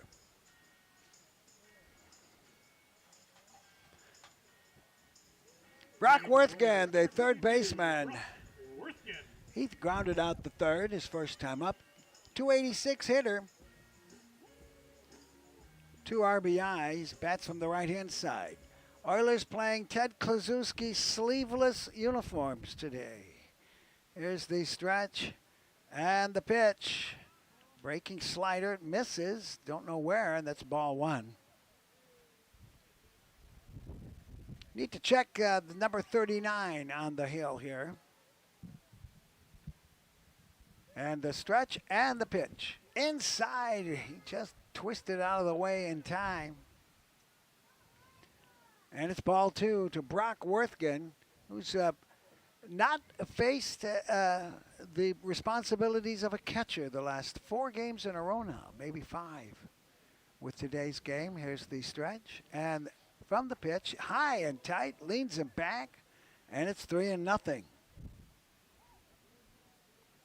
Ball 3, no strikes. The Pilots have Marcus Sanders, Luke Hefner, Troy Sanders, and Hayes, the infield third to first, with Coase, Logan Sanders, and Stulga, the outfield, left, center, and right.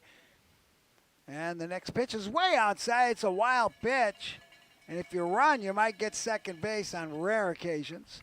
And so Wirtgen gets a walk here and out of control in about 5 pitches. Well, I'm trying to look up the roster here for the Pilots to find who number 39 is. The batter's going to be Seth Wrightstone. He grounded to third the first time up. Bats from the left-hand side. But we do have a different pitcher then. It was not announced. Here's the stretch and the pitch. Low and away, ball 1. He is throwing gas, that's for sure.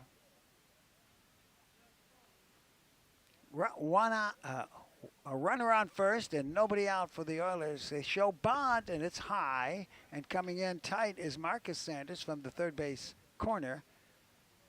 And it's ball 2. Jace Russell is the name of the pitcher. All right, we got a name. Russell. Jace Russell, the sidearmer coming on for the Pilots. Comes in with a 4.58 ERA, 1 win, no losses. He's appeared in 10 games. He's started 2, 19 2/3 innings pitched. He's given up 13 hits and 10 runs. Well, the line on Dave Hefner is he gave up 2 runs, but both were unearned. 2 hits, struck out 3, and hit 1 batter. Ball 2, no strikes to Seth Wrightstone. He shows bunt again, and this one misses once more. And it's ball 3. I was stepping out in that last inning, but I did catch Petey Soto's phenomenal bare hand play at shortstop. Well, that was something, wasn't it? Oh, goodness. 3-0. Here's the pitch. Outside, a 4-pitch walk and 2 walks on, I guess, about 9 pitches. And that's going to put runners on first and second and nobody out. Now this is starting to look more like yesterday's game. Happily, it's not the Oilers who are coming unglued a little bit here. We're going to have a call to the mound, not to the bullpen. And I'm looking at the Pilots bullpen, and there's nobody warming up at all. So this is a strategy session, and they must really respect Petey Soto, and especially his bunting abilities. So we'll see what happens. Well, I don't see anybody warming up in the Pilots' pen. So, sometimes they'll do these mound visits to give the guy in the bullpen just a few more seconds to warm up. Not this time. This is calm your pitcher down, and what are we going to do with runners on first and second? If it's a ground ball, we go for a double play. If it's a bunt, we do a wheel, and so on and so forth. Well, the Oilers are going to be hosted by the Miners in the first round of the playoffs, starting here in a couple days. And that should be a very good series. The Oilers. Did the Oilers get a home game out of this? Nope. No. They will be the 3 seed, so All they right. will be headed up to the Mat-Su to play the Miners. The Oilers, though, if they win this one, they'll be riding a 7-game win streak heading into the postseason, which is never a bad thing. Petey Soto watching the third baseman Marcus Sanders, expecting a bunt. Bats from the right-hand side. And Jace Russell, big, lanky side armor. He shows bunt, goes to the backstop, and everybody moves ahead. You don't have to bunt now. A wild pitch, and we've seen enough of these already today. So runners already on second and third with no outs for the Oilers. Looking to add on to the 2-0 lead. We'll see what kind of a leash Russell has here. He has been very ineffective since coming in this inning. Ball 1 the count to Petey Soto. Here's the stretch and the pitch.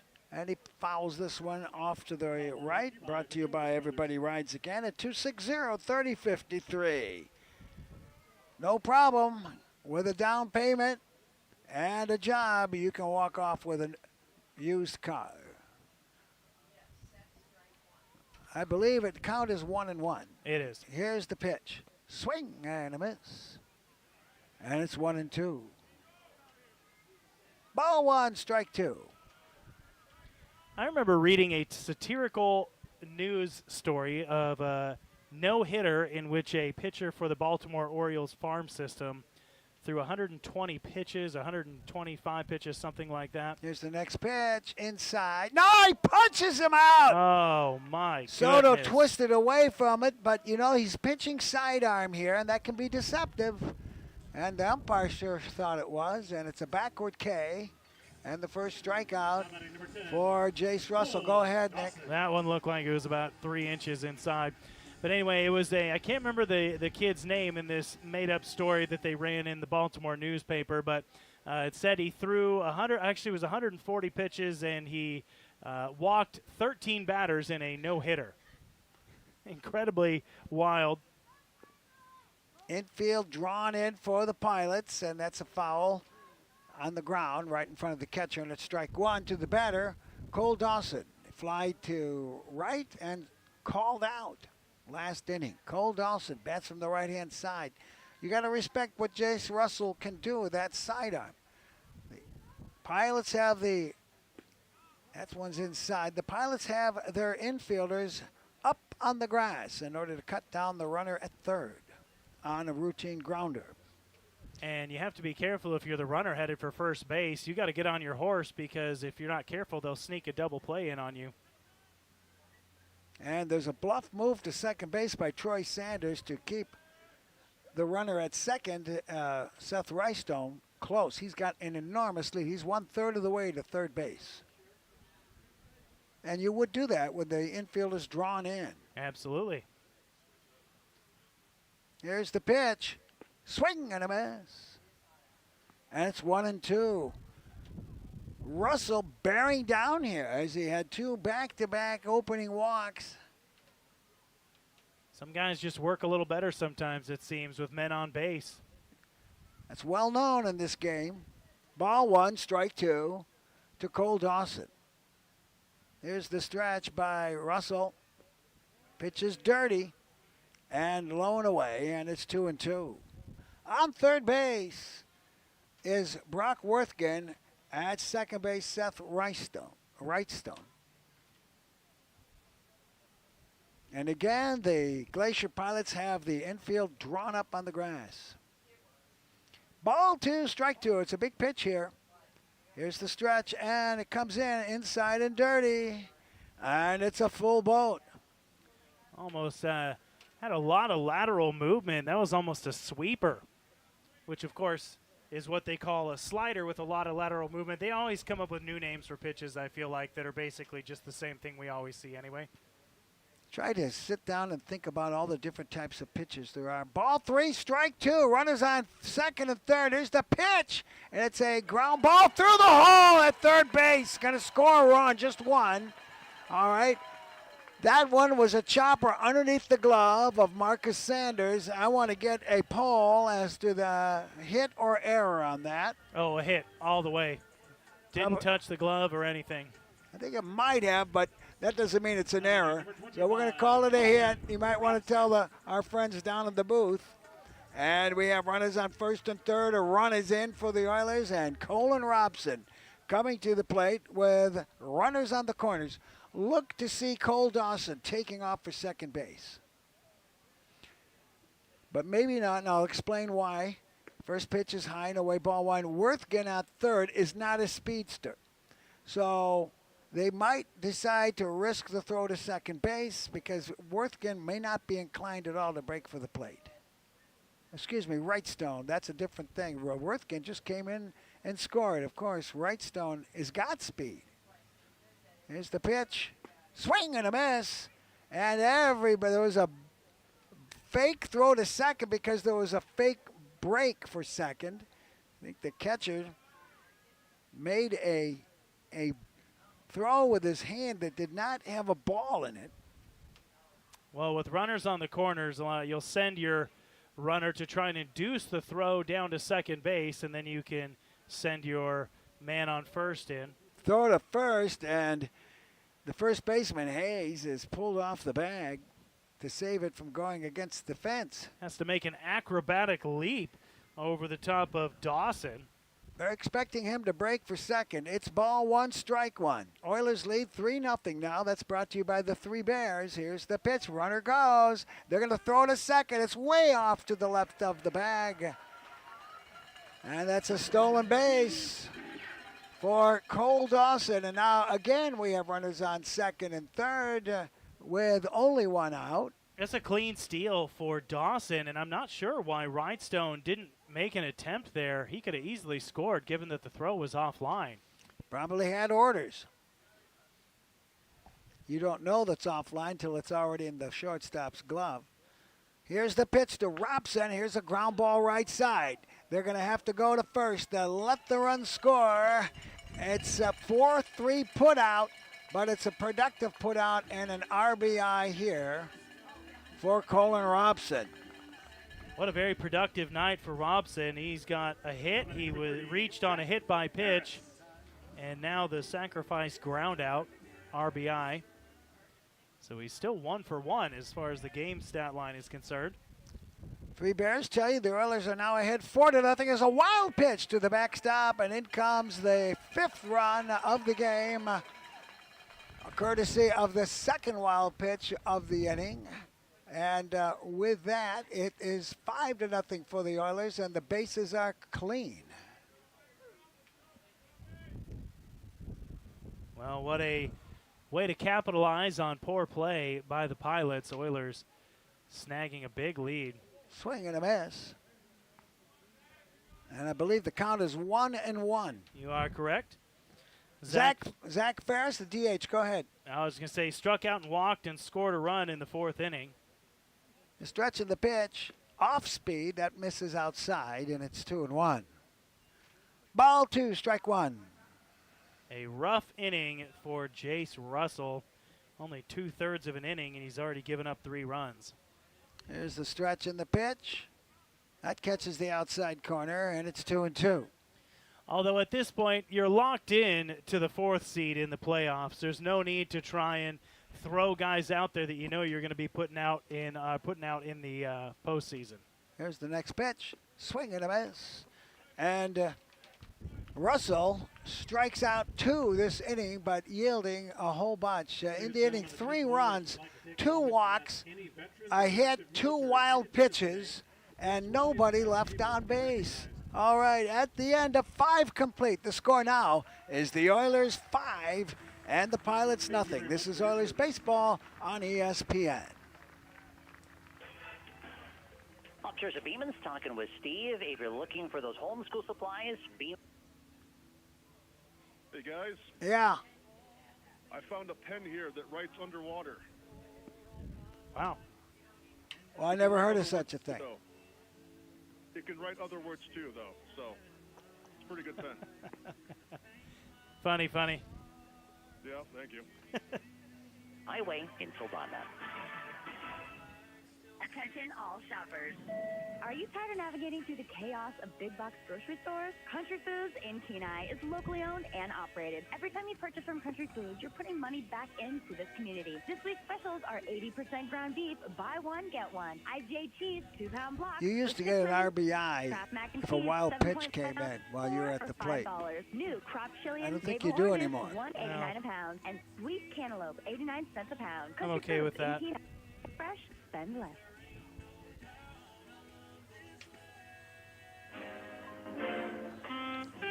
Bob Bird and Nick Sorrell as we go to the top of the 6th. The Oilers 5 runs, 3 hits, no errors, just 2 men left. And the Pilots, no runs, 3 hits, 2 errors, and 2 men left. They bring batters 9-1-2. And there's a swing and a miss by Marcus Sanders, who popped to short his first time up. The Sanders brothers, Logan, Troy, and Marcus. Marcus leads off here in the bottom of 6 for the Glacier Pilots. That's inside, and it's 1-1.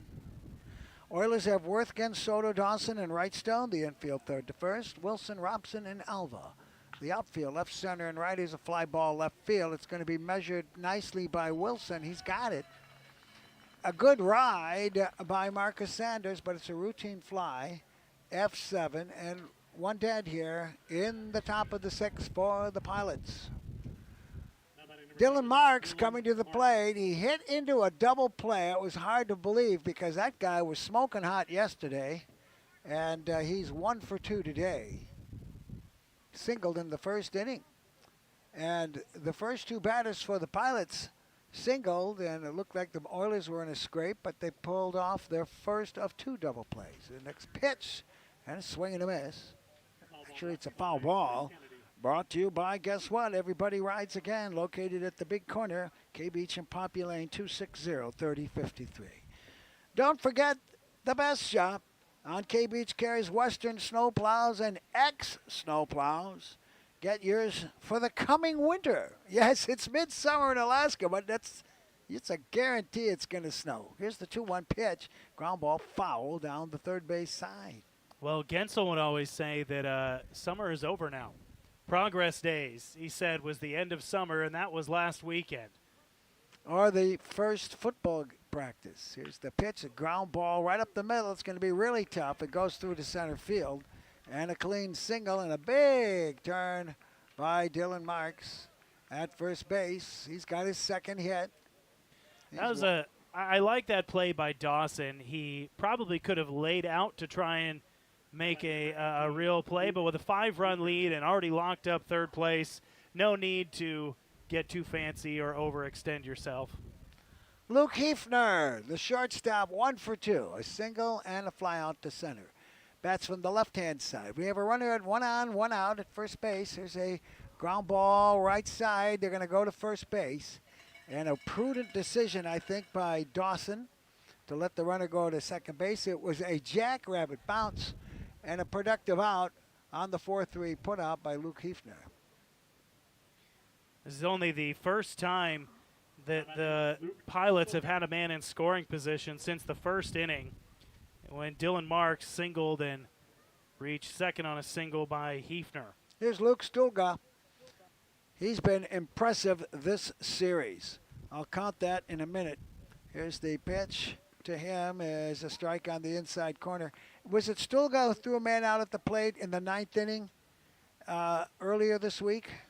If it was, he threw a guy out at the plate tonight, and he made a spectacular catch yesterday in center field. Here's the pitch, and it's a ground ball to Worthgen at third. Measures the throw, and it bounces away to the fence. The run is going to score. And that would be, looks to me like an E5 for Worthgen. And the batter, Stulga, does not go any further than first base, but scoring from second is Dylan Marks. Yeah, I'm on board with you on that error assessment. Ball in the dirt on a routine throw from third base. Wrightstone tried to scoop it, but remember, he's not a first baseman by trade. They're holding the runner at first. Here's the pitch by Leon, and this is foul down to the left field side. So the first run for the Pilots, who now have 4 hits, and the Oilers now have an error of their own to sport on the stat sheet. Strike one the count to the batter, Rodrigo Barajas. And the pitch to him, strike right down Broadway, and it's 1-1. Well, if this game ends the way that the score is now, Oilers very much headed in the right direction going into the postseason. Pilots, the other end of that stat sheet. I'm not counting anything right now. Here's the pitch. It's low and away. We have seen too much happen in the late innings. But a 5-1 lead has just been, or 5-0 lead has just been trimmed back, and there's 2 outs here. The runner on first. Here's the pitch to Barajas, and that just misses. I don't think this umpire is as consistent as the others we have seen. No, that's about 3 inches further inside toward the plate than a strike call that he made a couple innings ago. Ball 2, strike 2. Here's the pitch, and it's a ground fly ball. Center field, Robson fades back. He goes all the way to the shade in deep right center and hauls that baby in. Wow, Barajas gave that one a ride, and it's just a long, scary out to retire the side. In the inning, there was 1 run, there was 1 hit, there was 1 error, there was 1 man left. At the end of 5.5 innings of play, it's the Oilers 5 and the Pilots 1. This is Oilers Baseball on ESPN 1140. Gentle Dental is now accepting new patients. Haven't been to the dentist in a while? No worries. Wherever you are in your dental journey, Gentle Dental is excited to help you achieve your smile goal. Their friendly team looks forward to meeting you, and you can even expect a joke or tooth when you visit. Call Gentle Dental today at 907-262-8834. Well, we still have Remember, your perfect Jace smile Russell. starts I'm glad here. to see that. Gentle Dental, where every that leaves you grinning. He's a good pitcher. Steam on Wheels continues to grow, and with growth means new opportunities for the right person. Steam on Wheels is currently looking for a qualified excavator operator with at least 10 years of experience and with project foreman experience. If you would like to work locally for a great family-oriented company, call or text Mark Rozak at 907-252-2335 now to set up an interview. The right person will be joining a well-established business that works year-round. Call or text now 907-252-2335 for the excavator operator project foreman position. Alberta Nick Sorrell as we go to the Oilers half of the 6th inning. The Oilers 5 runs, 3 hits, 1 error, and 2 men left. And the Glacier Pilots 1 run, 4 hits, 2 errors, and 3 men left. The Oilers will bring batters 5, 6, and 7. Wilson, Alva, and Smith.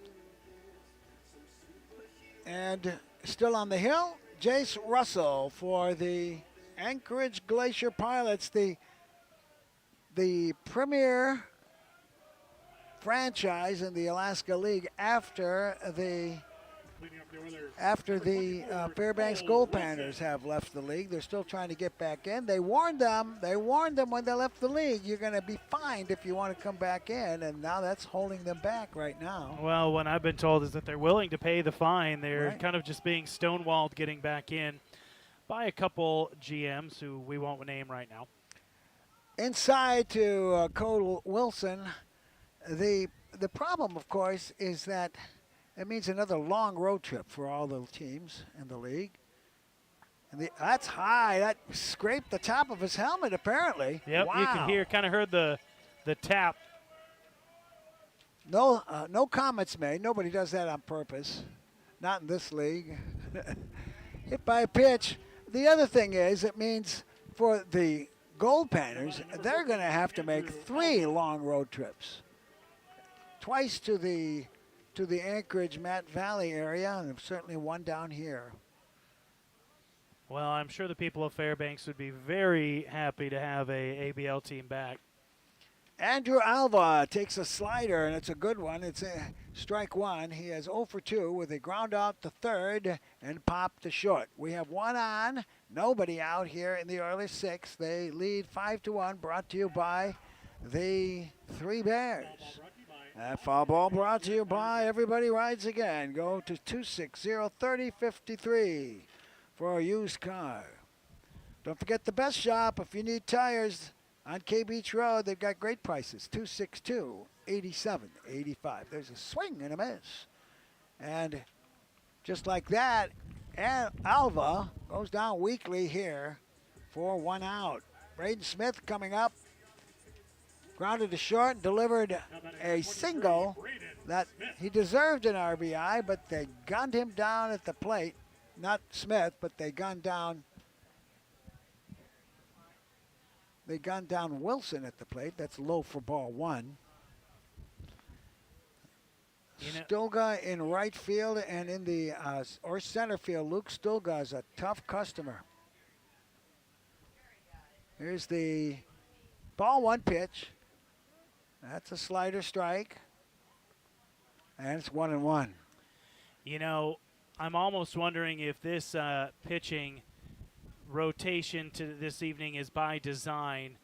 And I'll get back to that after this pitch. 1-1 pitch. That's a slider and at the knees, and it's 1-2. What do you mean? I think that the plan here for the Pilots, given the static nature of the standings going into the postseason, was 3 innings for 3 pitchers. We'll see. I would bet that Russell comes back out. Pitch is low and in the dirt. Squirts away from Barajas, but nobody's taking off. One on, 1 out here in the 6th. Go ahead, Nick. Unless Russell really gets into trouble and they start hitting him really hard, I would bet he goes through this inning and 1 more. 2-2 the count. And the pitch. Way outside. Full boat. Which begs the question, with the playoffs just around the corner, Leon has been one of the top rotation guys for the Oilers. I don't know if there are any pitch count rules in the ABL. Maybe you can answer that question on mandatory days rest, but I would imagine he won't be available for a day or 2. Fouled off, and the count remains full. The only pitch count concerns are dictated, I think, by the college coaches to the coach for the Oilers, Larry McCann. Ball 3, strike 2. Long set. Here's the pitch. Inside, it's ball 4, and we got runners on first and second with only 1 out. The Oilers threatening here to add more. And how many walks has 3? 3. Yeah, 3 and a hit by pitch. Yeah. Here's Brock Worthgen. He walked, scored a run, grounded out to third.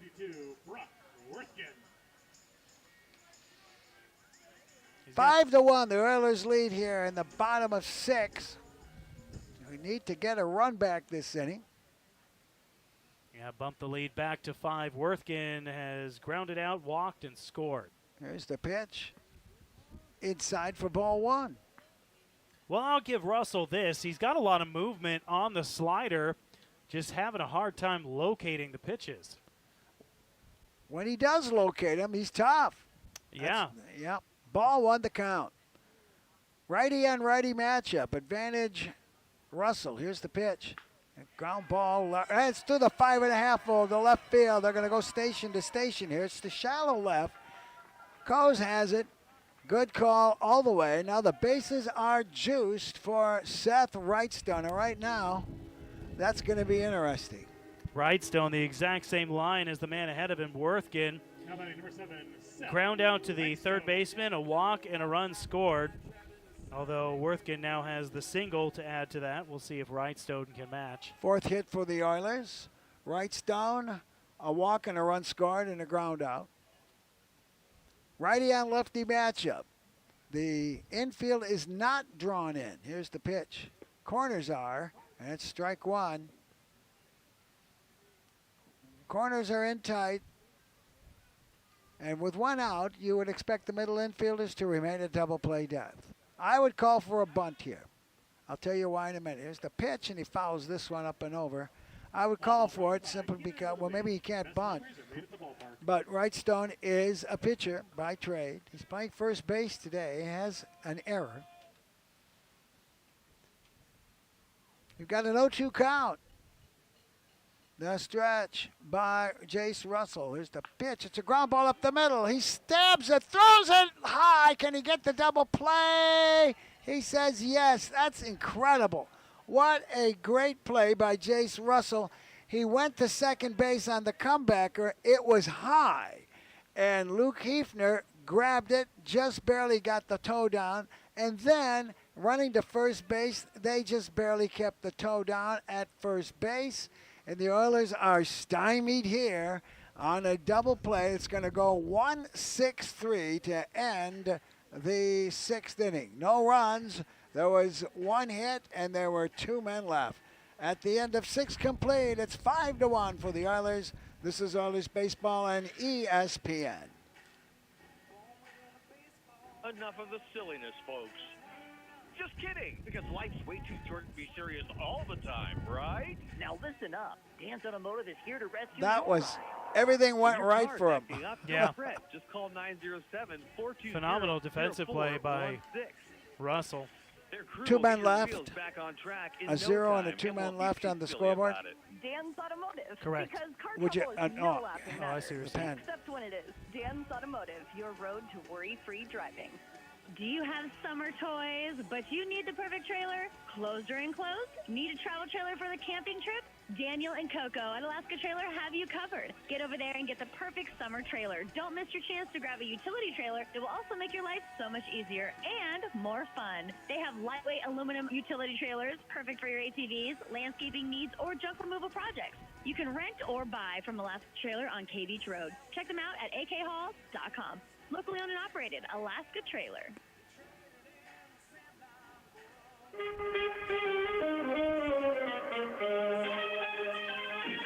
I'm in the mood. We're in the seventh inning with the Oilers 5 runs, 4 hits, 1 error, 4 men left on base.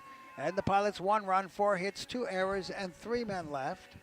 As we will face batters 5, 6, and 7 for the Anchorage Glacier Pilots. Jacob Coes, Owen Hayes, and Logan Sanders. Eddie Leon at 64 pitches through 6 innings of work. That's pretty light. That's very efficient, just over 10 pitches per inning. Leading off number 31. 44 pitches thrown for strikes, 20 balls. Where do you get that already? Checking it out with Mike right next door to us. Yeah. All right. First batter is Jacob Coes, the left fielder. And he takes outside for ball 1. He struck out swinging and hit into a fielder's choice. Well, before he got blown up on the road once, there's a wild pitch outside, or actually pass ball. What do you say, pass ball? Doesn't really matter. There's nobody on base. Yep. It's ball 2.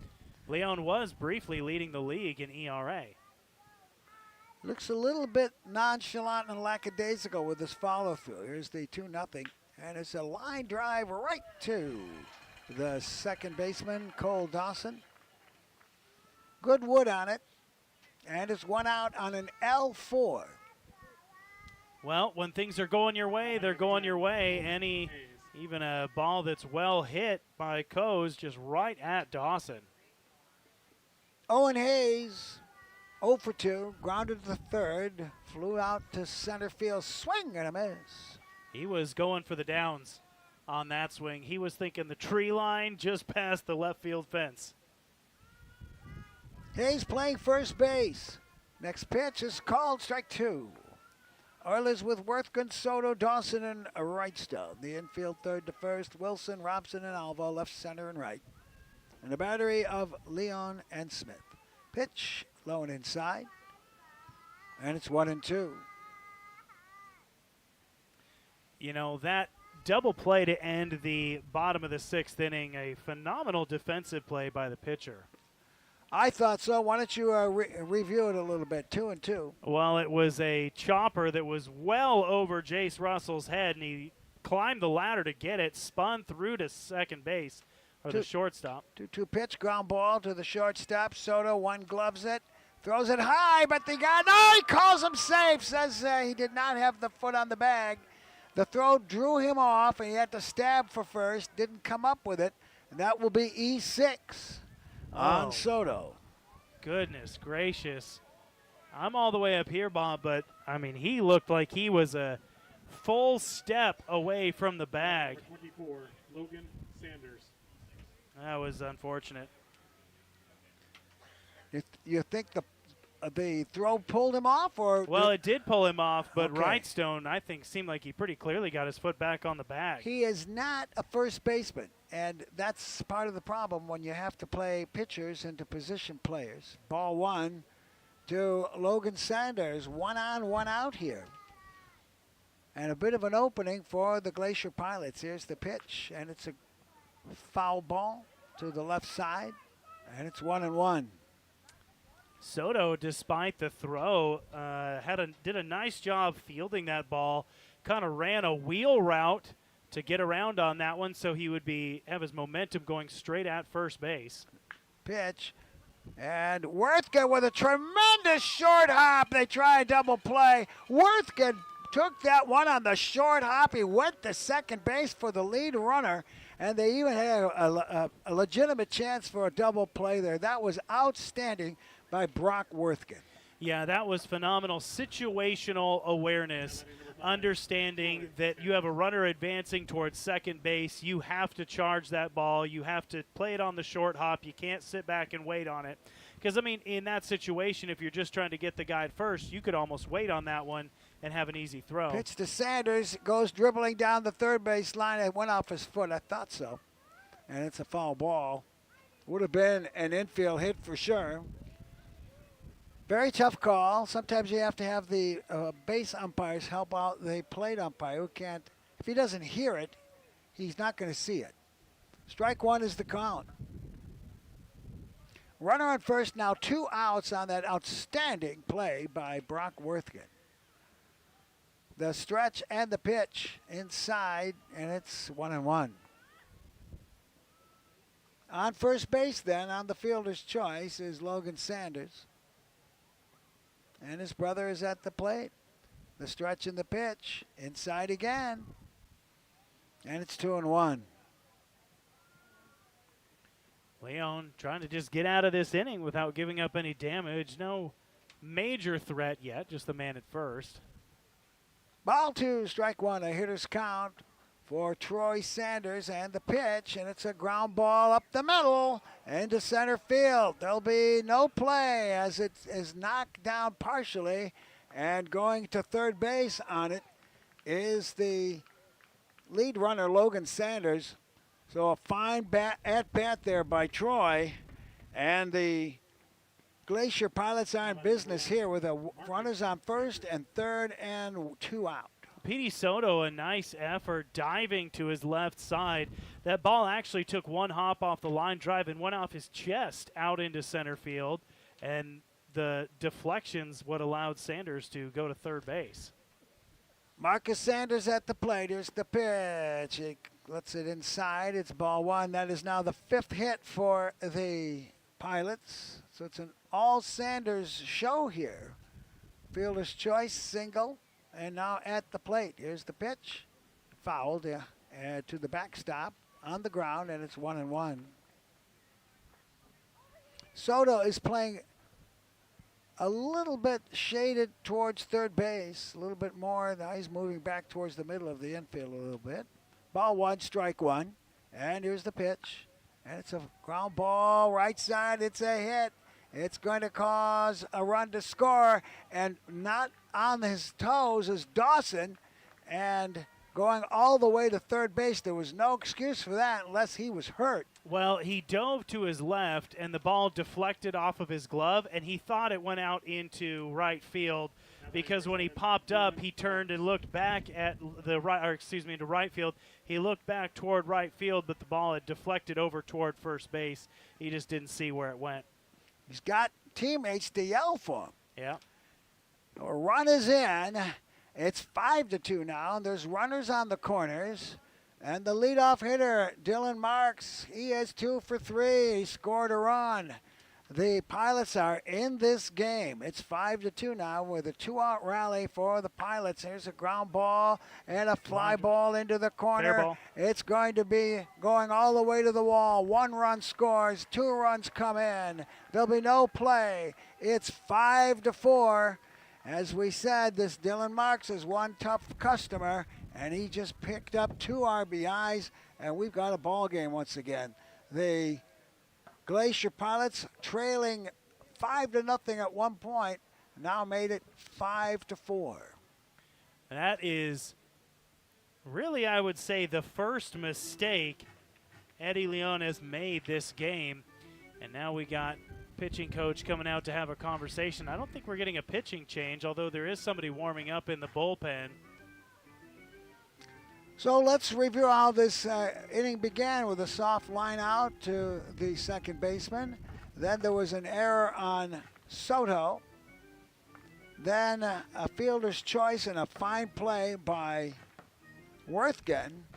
So there's a the runner on first base and 2 outs, and instead 2 singles and a double have just brought the Pilots to within 1. That error looming large right now. As had that error not occurred, the Oilers would have gotten out of the inning without giving up a run. And the batter right now is Luke Hefner, left-hander, and the pitch by Leon, and it misses outside for ball 1. And, you know, that was a close play over there. It didn't look as close, I think, but, you know, the runner was called safe, and the error charged to Soto. You think the ground ball to Dawson was a hit? There's a ground ball to the first baseman. He'll end it right now on a 3 unassisted putout, and that will end the inning, but the damage was done by the Pilots. They get 3 runs on 3 hits. There was an error, and there was 1 man left on base. It's time for the 7th inning stretch, brought to you by Auto Wash Express. Get your vehicle washed. There's 2 locations in Kenai and Soldana, next to Coffee Express. Auto Wash Express, all right? Brings you the 7th inning stretch here at Coral Seymour Park. And we'll be back, hopefully, with a 7th inning rally. This is Oilers Baseball on ESPN. Celebrate summer in Alaska with local favorite Country Liquor in Kenai, home of the coldest beer in town. They offer over 50 scotches, the biggest selection of American bourbons, craft beers from across the country, and the best wines from all over the world. Need something special? Keg and special orders are welcome. Just ask. For a 3 spot and a 1. Remember, it's Country Liquor time. Don't miss out on the best drinks and the coolest No. In the seventh box. Yeah. And the 1 man left. Pit stop experience at Vaughn Shell Mini Mart, situated right on K Beach. This locally owned and operated gas station is your ticket to convenience. Looks like your guess was good. For every need. You got 3 innings each. Tantalize your taste What's his name? Vaughn Shell Mini Mart Deli, offering delectable Number 8. food from the renowned Paradiso's restaurant. And for those seeking a little extra Colby kick, Stern? don't miss out on their Sturman. convenient liquor store, stocked with all your favorite adult That's a beverages. Soldana Vaughn guy. Shell, Yep. where every visit is an adventure in flavor and convenience.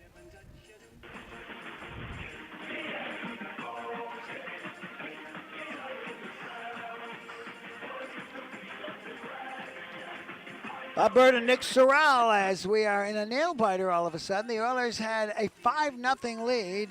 They got 5 runs, 4 hits, 2 errors, and the Pilots now 4 runs, 7 hits, 2 errors, and the new pitcher for the Pilots, Colby Sturman. Well, let's talk a little bit about him, Nick. Well, he comes from the Soldotna Stars. The only pitcher that I'm aware of in the ABL this year that actually has not graduated high school yet. He's going into his senior year. He's been just a lights-out pitcher for the Stars in Soldotna en route to their 3 straight Division II state titles. And he's got a good fastball, throws in the mid to high 80s. As a junior last year, which is decent. Expect a lot of break on his curveball, and he's got a slider too he might sneak in there, but he's primarily a fastball curveball guy. Looks like he weighs about 130 pounds from here. Yeah, maybe soaking wet.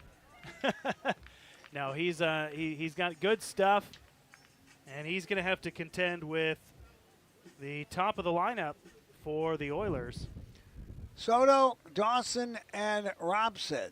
And facing the wet behind the ears rookie from Soldotna. Here's the stretch, righty on righty matchup, and the pitch is a strike call. So you're going to hear some loud cheers. That's because he's got a big hometown contingency here to cheer him on. Sure, he needs that confidence. Strike one, the count. Here's the next pitch. Fastball, caught the outside corner, and it's 0-2. Watch for a changeup here or a curveball. Soto 0 for 3 with 2 strikeouts. I'll see a big curveball here, I bet.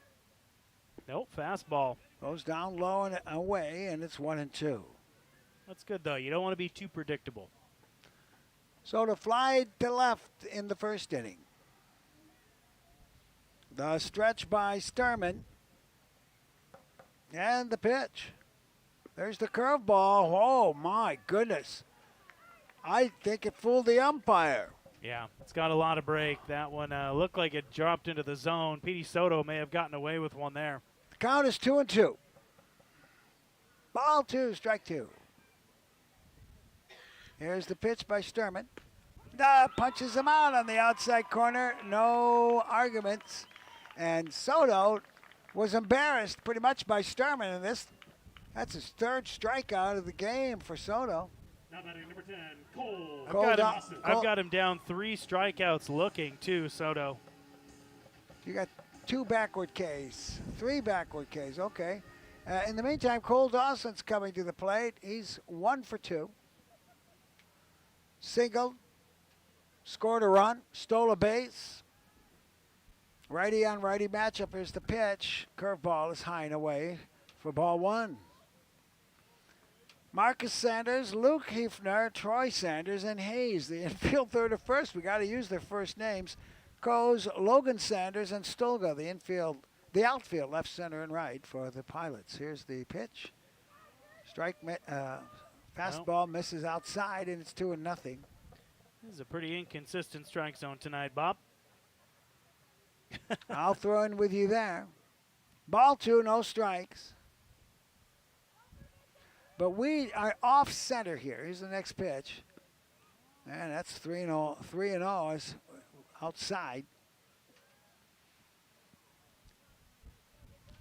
Boy, we do not broadcast from the center of the press box because we have the door right behind us. We couldn't do that.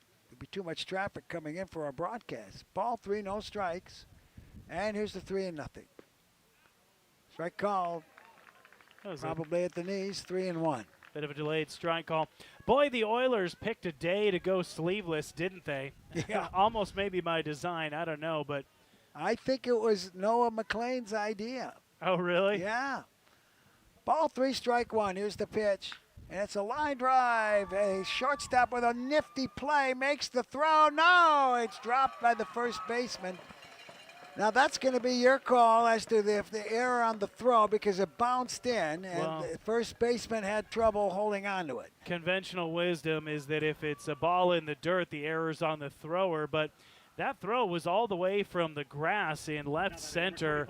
and it was a slow hop. I feel like that was a very playable ball for the first baseman, Hayes. I would call that an E3 myself.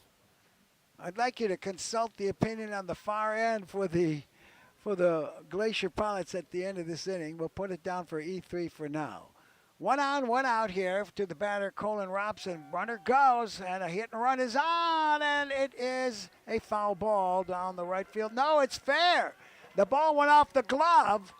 The umpire, I thought, signaled foul ball, but everybody kept running. There's going to be some controversy here. Of course, we can't see very well with this glare, and the umpires are calling foul ball. All right. Now, what could have happened, I can't tell. But if it's a line drive and he touches it in foul territory and it goes into fair territory, it's a foul ball. Correct. All right. So if it was a bouncer and it was just very difficult to tell, I don't know what exactly happened. But it is a foul ball. But the Oilers properly continued running, and going back to first base is Cole Dawson. Strike one on Colin Robson. So we'll explain this ruling here in a minute, but we have a glare here, and we can't quite see what happened. Here's the next pitch. It was a hit and run, and Robson pops this one up. It's going to be easy for the left fielder, Coase, and there's 2 outs. So what happened was, if the ball, a line drive, let's say the first baseman reaches into foul territory and it hits his glove and deflects into fair territory, it's still a foul ball. Doesn't matter where he's standing. But my guess, if it was on the ground, why it was a matter of. Does that include if it's in front of first base? Yes. Or is that only if it's past the bag? No, it's if it's in front or behind first base. And the runner breaks, and he'll make the play as the ball bounces into the catcher. I'll call that a stolen base. Runner on second base now with 2 dead, and Zach Ferris, who's 0 for 2 with 2 strikeouts, a walk, a stolen base, and a run scored. Oilers lead here by the wafer-thin score of 5-4, and Colby Sturman doing a good job for the Pilots here. Here's the next pitch, and a fly ball, right field, deep right field, measuring it in the shade right in front of the wall is Stulga, and that retires the side on an F9. No runs, 1 hit, no errors, and maybe one error, and 1 man left. We'll go to the 8th. It's the Oilers 5 and the Pilots 4. This is Oilers Baseball on ESPN. Life can often be overwhelming, and certainly your health care can add to that. But at Soldotna Professional Pharmacy, we're here to support you. We understand the difficulties you may face, and we're here to help. As your local pharmacy, we proudly offer monthly medication delivery services spanning from Cooper Landing to Homer, ensuring you get the care you deserve right at your doorstep. Find us conveniently located on Binkley Street in Soldotna, or we are just a call away at 907-262-3800. That's Soldotna Professional Pharmacy, where your health is our mission. Health concerns don't wait for the perfect moment. That's why Central Peninsula Urgent Care is your solution for immediate care that fits your schedule. Our board-certified emergency physicians and compassionate nurses are dedicated to your well-being. Located at the corner of the Spur Highway and Walmart Drive in Kenai, we're open daily from 8 a.m. until 8 p.m. Tell me when we come back. No appointment necessary. Just walk in for compassionate, personalized healing on your schedule. Visit us at KenaiUrgentCare.com.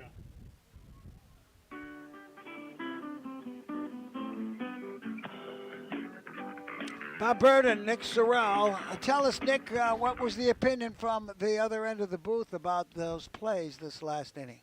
Here's a bunt down the third base line. They won't get him, and they throw it into right field. This is not the way to play baseball, as the Oilers E1 by Leon, and he'll go to second base on the bunt as Stulga gets the Pilots in business right away here, E1. Well, I got him aboard with a single and then advancing to second on the error. What do you say? I say he never should have thrown that ball, so yeah, a single and an error, yeah. Looks like that's going to be it for Leon. Here comes Larry McCann. This call to the bullpen brought to you by Central Peninsula Hospital. We believe providing better access to local primary care and specialty services is central to our mission. Visit cpgh.org, cpgh.org. Central Peninsula Hospital, sponsor of Calls to the Bullpen. Let's keep it right here, Nick, and tell me what the opinion was by Casey Roll on the far end. Well, on the far end, they had that as an E6, and the rationale for them was that it was a ball in the dirt. But again, a ball in the dirt is by no means always and universally an error on the thrower. It can also be on the player catching the ball. You see it in MLB all the time where skipping a ball across the infield is a routine play at times. What about the foul ball? The foul ball didn't get to talk to him about that one. Okay. All right, so the leadoff hitter for the Pilots is on second base, and pitching now is number 6 for the Oilers. But for the sake of continuity, we will go ahead and change that in the scorebook to an E6. I would just like my protest notated, I guess is what I'm getting at. Who's number 6 for the Oilers? For the Oilers, number 6, let's pull up the stat sheet here. That is Emerson Fleck. Fleck comes in with an ERA of 5.3. He's got 1 win, no losses. He's appeared in 7 games. He's pitched 18 2/3. Given up 13 hits, 12 runs, 11 of those runs earned. He's walked 9 and struck out 14. Well, we're going to put down for the Pilots now at 4 runs, 7 hits, and now 4 errors. And the Oilers 5 runs, 4 hits, and 3 errors. So it looked like a pitcher's duel for a while, and now it's turning into a moderate mess as opposed to yesterday's colossal mess. 16-12 Oiler victory yesterday. Right now, the Glacier Pilots are making quite a statement. They were down 5-0 at the end of 5 innings, and they have scored 1 in the 6th, 3 in the 7th, and are threatening big time here. Look for a bunt. As coming to the plate is Rodrigo Barajas, and he is a very respectable hitter, as is his catching abilities. We'll see what Emerson Fleck brings to the mound. Right-handed thrower. Looks like Worthgen's going to be in tight at third base. Runner at second base is Stolga. There's nobody out. We're in the top of 8. Oilers lead 5-4, brought to you by 3 Bears. Here's the first pitch. Low and away for ball 1. Righty on lefty matchup. Robson in fairly deep in center field. Same thing with Wilson in left. Alva, moderate depth, not shallow. Here's the pitch. It's a ground ball to the left side, picked up, and what now? They're calling it a foul ball, maybe off of a foot. I don't know. That was curious. Soto picked up the ball and made no play. It's still in his... I think he had a trouble on the transfer is what happened, because now Barajas is at first base. We're going to call that E6. Has to be. Yeah. Because if he does not struggle with the transfer, he's more than capable of making that out at first. 4th Oiler error. Here is Jacob Cows, and he swings and misses. Runners on first and second, and nobody out. If there's any saving grace here, you got to force it any base but home. Well, a bunt here puts 2 men in scoring position. I think that's what we're going to see, but Worthgen is on his heels at third. Here's the pitch. He swings and misses, and it's 0-2. I don't understand that, but I don't know the strengths and weaknesses of the Pilot players here. Well, you'd imagine the bunt is off now with 2 strikes. Right. Emerson Fleck goes to the stretch. Here's the pitch. Swing and a miss. Wow, 1, 2, 3. Good morning, good afternoon, good night. Yeah, that was If that was a coaching call to let him swing away, not a good one. Owen Hayes is the batter. He grounded to third, flew to center, safe on an error. Bats from the right-hand side against the right-handed throwing Emerson Fleck. Here's the pitch. Curveball comes in high and tight, and it's ball one. Oilers in a Class AAA jam right now. We're in the 8th inning. They're holding on 5-4, but they had a 5-0 lead. Here's the stretch and the pitch. High and away, and it's ball two. So Eddie Leon actually on the hook for the runner at second base right now, Luke Stolga. Ball two, no strikes. Big pitch here with a hitter's count. Fleck has to come in with a strike. He doesn't, and it's outside for ball three. Owen Hayes probably going to take here. Ball three, no strikes. Here's the stretch by Fleck and the pitch. Ball four, walked him in four. He struck out the previous batter in 3 pitches, walks this man in 4. The bases are loaded and 1 out. And the hitter is Logan Sanders, who started a lot of trouble in the last inning. Yeah, when he grounded into a fielder's choice. Although I will say that was the play that, one of the plays of the game for the Oilers. Phenomenal stab by Worthgen. Here's the stretch by Fleck. Long set, pitch. And he says he went on a check swing, and it's strike one. So my whole thing with that is I just don't understand. What's the point? Why not just check with your first or third base umpire? Here's the next pitch. Oh, wow, that fouled off the side of the umpire's head, I believe. And it's not bothering him a bit. It's 0-2. He says he's okay. Perhaps it caught a part of the mask. Looked like it was the side of his head. It's 0-2 now. A big chance here for Fleck. Choking up on the bat is Sanders. Here's the pitch. Swing and a miss. Wow. Well, Bob, that's what you call up and down pitching. Yeah, 3 pitches on a strikeout, 4 pitches walk, and 3 pitches on another strikeout. Here's Troy Sanders. He singled, scored a run in the last inning. The bases loaded for Troy, the second baseman. Let's see what Emerson Fleck can do here. There'll be a big momentum boost for the Oilers if they can get out of this. Here's the pitch. It's outside for ball one. There's no place to put this fella.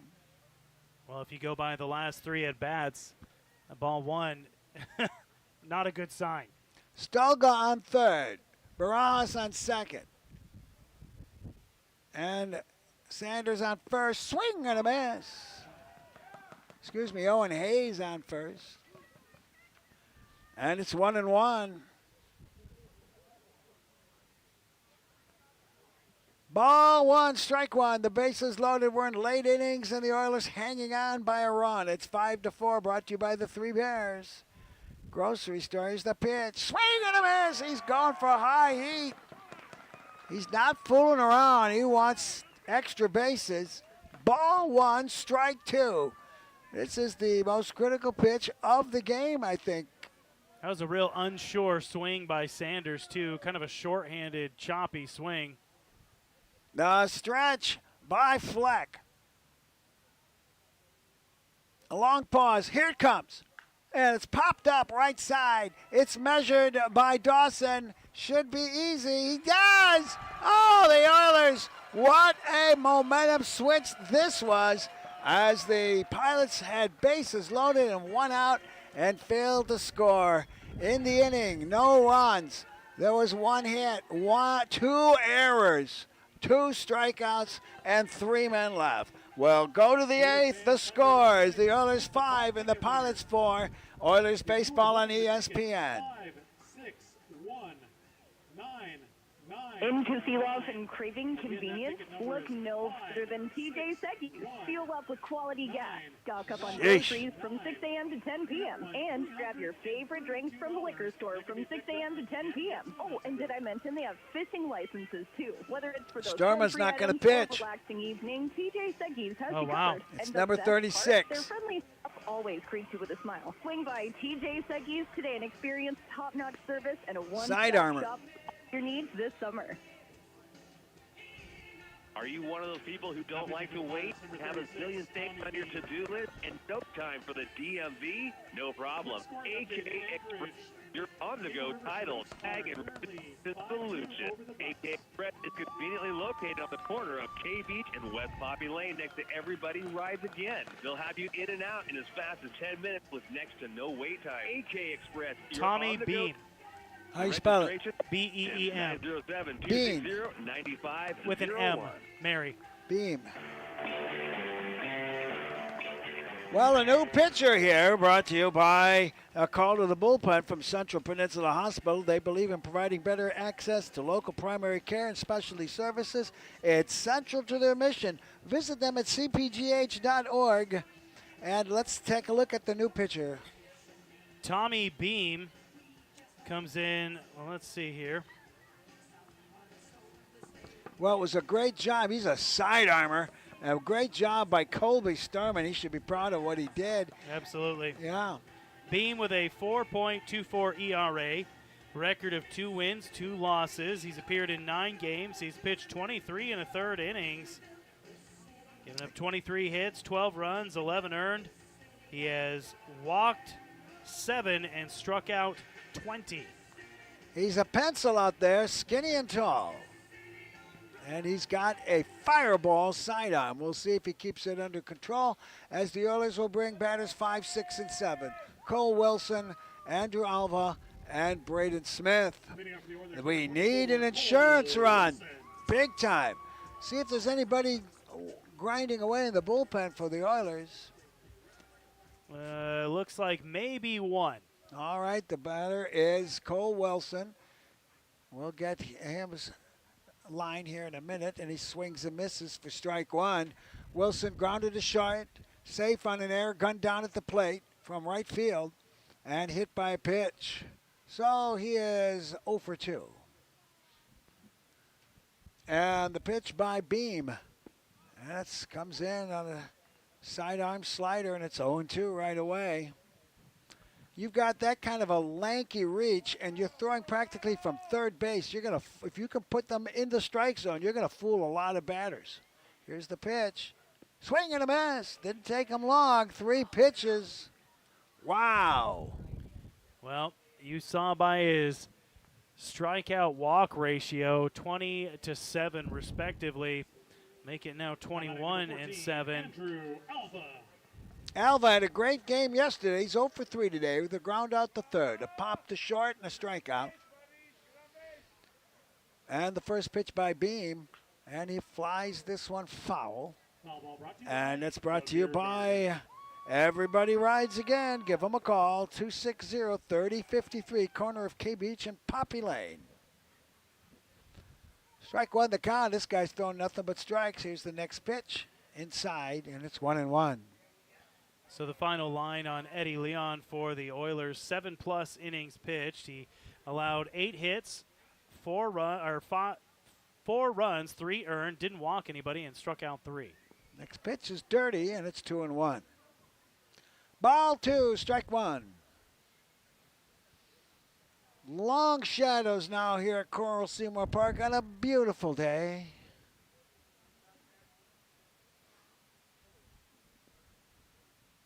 Here's the 2-1 pitch.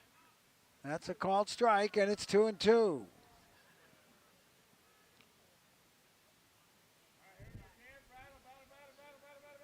As Tommy Beam looking for another strike here for the Pilots. Here's the pitch. It's dirty, low and away. And a full count now for the Oilers hitter, Andrew Alva. These Pilots pitchers, when they've been missing low, it's been very low. Not a lot of misses just below the strike zone. Here's the stretch. And the full count pitch. And it's a fly ball. Sky high pop up. Should be easy for Troy Sanders. It is. And there's 2 outs. Nothing cooking here for the Oilers. And they're going to be facing in the next inning batters 9, 1, and 2. Ouch. Yeah, they'll have to face that Dylan Marks again. Dylan Marks again, and goodness gracious, what a... He's smoking hot. Well, he's only batting .248 on the season, but looks like he is really seeing the ball well in the last couple games, that's Braden for sure. Smith is at the plate right now for the Oilers. And the first pitch to him is a strike on the outside corner. Tommy Beam seems to have great control with a roundhouse sidearm from third base. Here's the pitch. Low. No, he's going to call that a strike. What is he doing? Yeah, the crowd is letting him have it right there. Yeah, I'll bet you. 0-2. You couldn't hit that with any bat. It was a the golf pitch. club. Fouled off.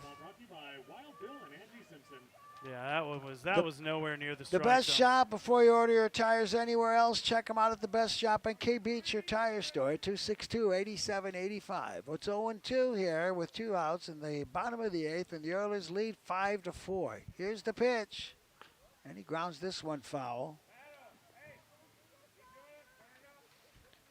Marcus Sanders, Dylan Marks, and Luke Hefner. 9, 1, and 2 up for the Glacier Pilots. Well, the Oilers are going to have to figure out Dylan Marks. He has had himself a couple games. Here's the pitch. High! And it's 1-2. Yeah, he's 3 for 4 today. He did hit into a double play. He's got 2 singles, a double, and 2 RBIs. And he was 4 for 6 last night with 5 runs scored. Here's the pitch. Swing and a miss. And that puts the Oilers down 1, 2, 3. 1, 2, 3. And we'll now go to the 9th. And, Nick, you got a job to do here with the score. The Oilers 5 and the Pilots 4. This is Oilers Baseball on ESPN. Hello, I'm Marty Hansen, owner and manager of Eyewear Express. Have you ever bought new glasses for your little darling and they're lost or twisted into a figure 8 before you even get home or take that first picture? Well, if you got them at Eyewear Express, we'll replace the frame for free. Let me say that again. If they lose or break the frame, we'll replace it for free.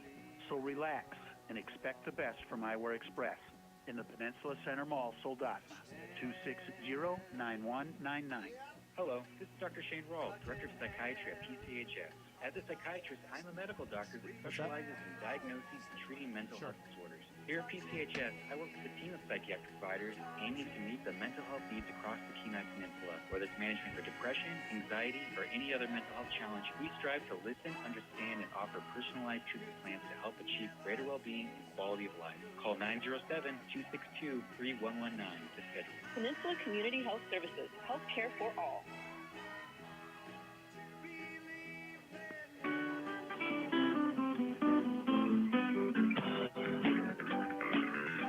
Welcome back to Coral Seymour Park. Nick Sorrell here with your play-by-play for the top of the 9th inning. Emerson Fleck back on the mound. The Oilers are going to try and squeak by with the series sweep of the Anchorage Glacier Pilots to end the season. Fleck is going to have the responsibility of collecting the save. It would be a 2-inning save after Eddie Leon went 7+ innings. It'll be the 8, 9, and 1 hitters, or excuse me, the 9, 1, and 2 hitters due up this inning for the Pilots. Marcus Sanders, Dylan Marks, and Luke Hefner. Dylan Marks looming large in the middle of that. Marcus Sanders steps in. He's 1 for 3. He's popped out, flown out, singled, and scored a run. Emerson Fleck, the right-hander, gets a sign he likes. Pitching from the stretch, starts Sanders off with a curveball that misses inside, and it's a ball and no strikes on the Pilots' number 9 man. Fleck did come in with a man on second base in the top of the 8th inning. There's a foul tip on the 1-0 pitch, and it's even up at 1-1. Barajas reached on an error, and then he struck out Coes, walked Hayes, struck out Sanders, and got Sanders to pop out with the bases loaded. There's a fastball inside to Sanders, the Marcus variety, and the count is 2 balls and a strike. Yeah, 3 brothers for the Pilots in the 7, 8, and 9 spot in the batting order. Curveball, swing and a miss, strike 2. Sorry, thought that was strike 3. And so it's just 2-2. It'd be really great for the Oilers to have the bases empty when we go back to the top of the order. And Dylan Marks, as we've already said, is 3 for 4 tonight, 2 singles and a double, and a run scored. There's a fastball that misses outside, and the count is full. Fleck has already walked 1. That was Owen Hayes last inning. He walked him on 4 straight pitches. Now he's got a full count, and this is a big pitch right here. Fleck from the stretch with nobody aboard. Long look in, kicks, payoff pitch way inside, actually clips him. And he's that running one to deflects first. all the way down to the backstop. Marcus Sanders doing the smart thing, hustling down. They say it might have been ball 4. I don't know who it hit. He would have not have been sprinting to first base. So I guess we'll call that a walk then. Looked like it got him. I thought so too, but it could go off the catcher's glove or the umpire. It's happened so fast. But it would make no sense to streak down after a hit by a pitch. Well, unless you, just to be safe, in case the umpire did call it a walk. We'll put it down as a walk, though. And so here we go, the situation the Oilers were hoping not to happen in the top of the 9th. Dylan Marks strolls confidently to the plate. He did hit into a double play in the 3rd inning. He did. The only extra base hit of the game for either team. Ripped one into left center in the 7th inning. And with a man on and a 5-4 score, first pitch to Marks. He swings and misses.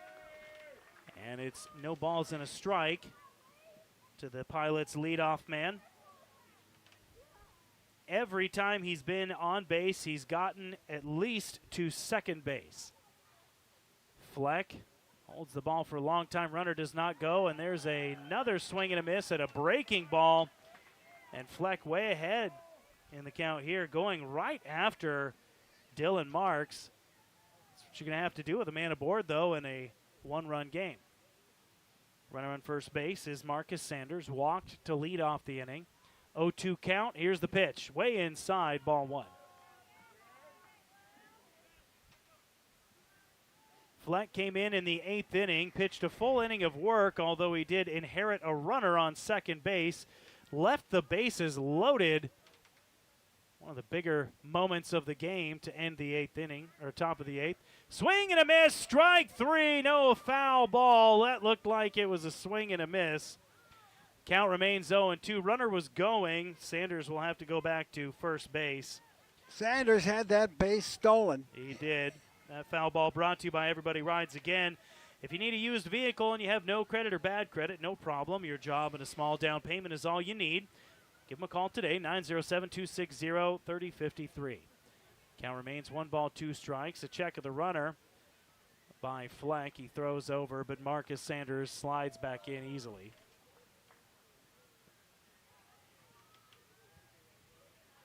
No outs and a man on first in the top of the 9th inning. Oilers holding on to the slimmest of margin leads, 5-4. Another throw over to first, and Sanders once again easily sliding back in under no tag applied. Count is 1 ball and 2 strikes on the Pilots' leadoff man, Dylan Marks. Fleck gets the sign. Long look in, now fires. Swing and a miss, strike 3. That was a big one for the Oilers and for Fleck.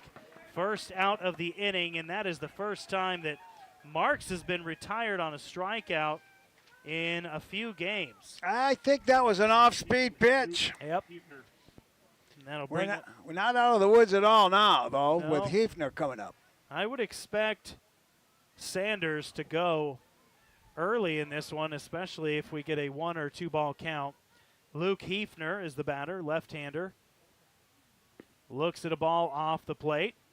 And so here we go. 1 ball, no strikes to Hefner. Sanders on first. We'll see if he gets the sign to go now or if he just has the prerogative to steal at will. Hefner, the batter. Timing things up as Fleck brings the pitch. There's the runner goes. Pop up in foul territory on the third base side. Underneath it is Worthgen to make the catch for the second out of the inning. And that one worked out very well for the Oilers. Wow. Well, Luke Stolga coming to the plate. He is 1 for 4. Singled in the 8th inning. Advanced to second on a throwing error by then pitcher Eddie Leone. And that's when Emerson Fleck came in, and Stolga was stranded at third when Fleck left the bases loaded. Sanders still on first, 2 outs. Worthgen covering the line at third, and the outfield is deep. Swing and a miss, and a ball above the strike zone. And the Oilers a couple strikes away from sweeping the final home series of the regular season. This one against the Glacier Pilots. 15-3 at home this year. An amazing home record. Road record, not so much, which could be problematic. Runner goes, ball is fouled to the screen behind home plate. And Sanders, who has been stymied 3 different times now trying to steal second base, and every time he had a good jump. But as it is, Stolga and the Pilots down to their final strike.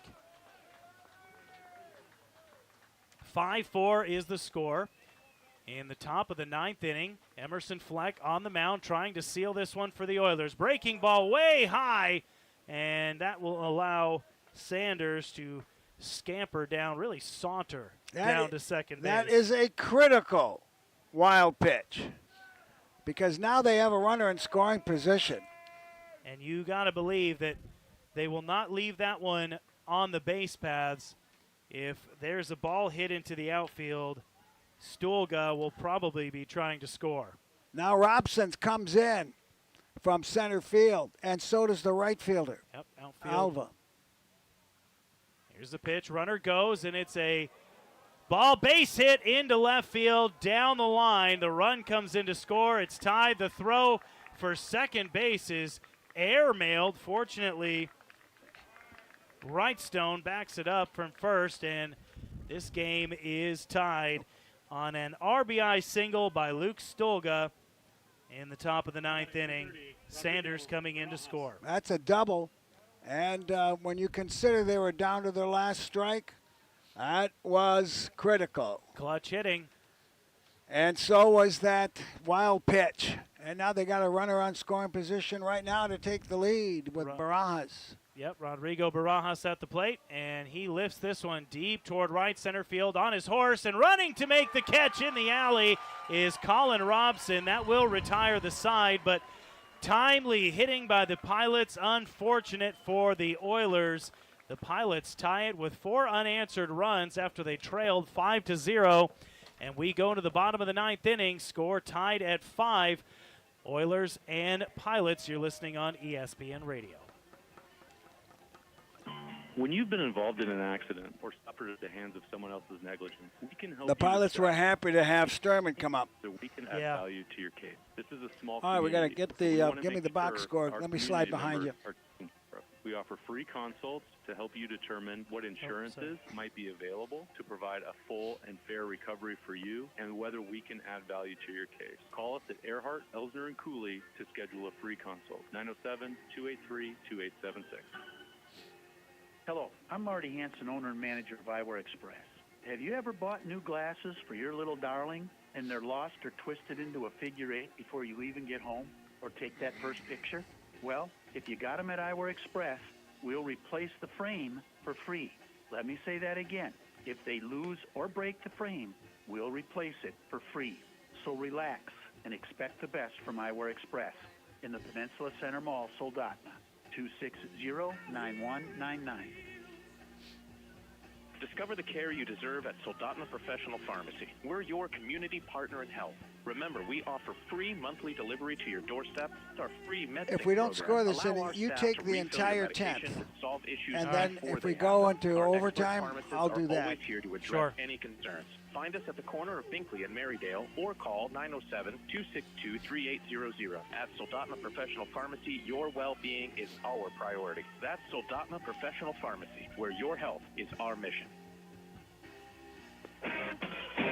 Bert and Nick Sorrell as we go to the bottom of the ninth with the score 5-5. The Pilots 5 runs, 9 hits, 3 errors. They have stranded 1, 2, 3, 4, 5, 8 on base. The Oilers 5 runs, just 4 hits, 4 errors, and they have left 5 men on base. They're going to bring batters 8, 9, and 1. Brock Worthgen, who's had a good day, and so is Seth Wrightstone.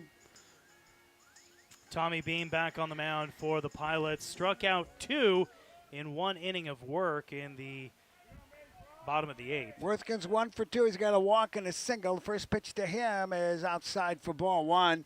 Wrightstone has a walk and a run scored, but he hit into a double play. Beam looks like he throws in the low 90s. I agree with you on that. Here's the next pitch. Fastball, a very tentative swing. Yeah, kind of an excuse me swing by Worthgen. He wasn't ready. I think they're just having a hard time picking the ball up out of the sidearm. 1-1 is the count to Worthgen. And the old kind of a run will do it for the Oilers, but they have not scored since the 5th when they got 3 runs. Here's the pitch, and it's fouled off to the right, out of play. Brought to you by Everybody Rides Again at 260-3053. No credit, no problem. Get your used car with a small down payment and a job. Ball 1, strike 2 to Brock Worthgen. The third baseman for the Oilers. He's going to have to dig hard here. This is a tough pitcher. Here it comes. And it's a ground ball left side. It's going to come to Luke Hefner. Makes a sidearm throw and gets him on a 6-3 put out here to start the 9th inning for the Oilers. There was nothing routine or easy about that play by Luke Hefner. I mean, his body angle was about 45 degrees when he threw that ball. Just a flick of the wrist on a sidearm throw and delivered a strike to first base. We got a pinch hitter now as Cody New is coming in for the Oilers. He will replace Seth Wrightstone. I think that's a good move. Cody New bats from the left-hand side. And the first pitch to him, swing and a miss. It was a good cut. And having a lefty on this right-hander, like I said, he's throwing from third base. Man, he's lanky, and he comes in with a roundhouse sidearm. Strike 1. Here's the next pitch. High. That's 1-1. New joined the Oilers a little bit late in the season, not right at the front end, but came in after a week or two. He's been productive, a two-way player, pitcher and position player. Pass from a crouch. Here's the pitch. It's outside. Holds his bat straight up, and it's ball 2, strike 1. And he bats with no batting gloves and the wood bat. I see a lot of guys with the Oilers doing that. Ball 2, strike 1. Here's the pitch to New. And he skies this one to shallow left field. Cows has it. And that retires New. The Oilers going absolutely nowhere here in the bottom of the 9th. And F7. We're going to play a regular 10th inning. If they don't come up with a run here from Petey Soto, who's got the silver sombrero right now. He's got 3 strikeouts and a fly out to left field. Well, it's the time to break out of that slump. It's the pitch. Strike called at the knees. And it's 0-1. 2 outs, nobody on. We're tied at 5 in the bottom of the 9th. Brought to you by the 3 Bears. There's a high fly. Again, it's going to be routine for Coes, but he's being called off by Logan Sanders. We will go to the 10th inning as the Oilers go quickly and quietly here in the ninth. No runs, no hits, no errors. All right, let's go to the 10th, and taking over once again will be Nick Sorrell. This is Oilers Baseball on ESPN. Get ready to elevate your pit stop experience at Vaughn Shell Mini Mart, situated right on K Beach. This locally owned and operated gas station is your ticket to convenience. Open 7 days a week for your every need. While you're there, tantalize your taste buds with the Vaughn Shell Mini Mart Deli, offering delectable food for the renowned Paradiso's restaurant. And for those seeking a little extra kick, don't miss out on their convenient liquor store, stocked with all your favorite adult beverages. Vaughn Shell Mini Mart. Oilers from Salk Bay University. For the hometown of Homer, Alaska, number 5. For over 25 years, White Spruce Trailers has been helping you hit Alaska's Boy, is he roads gonna and trails, cheer. and they've now opened their new location in Soldotna to service the peninsula. They offer a Is that full Moe's? line of Yeah. open and enclosed trailers, as well as TYM tractors. Plus, they have a fully stocked parts showroom and service department. Check out White Spruce Trailers in Anchorage, Wasilla, North Pole, and now in Soldotna.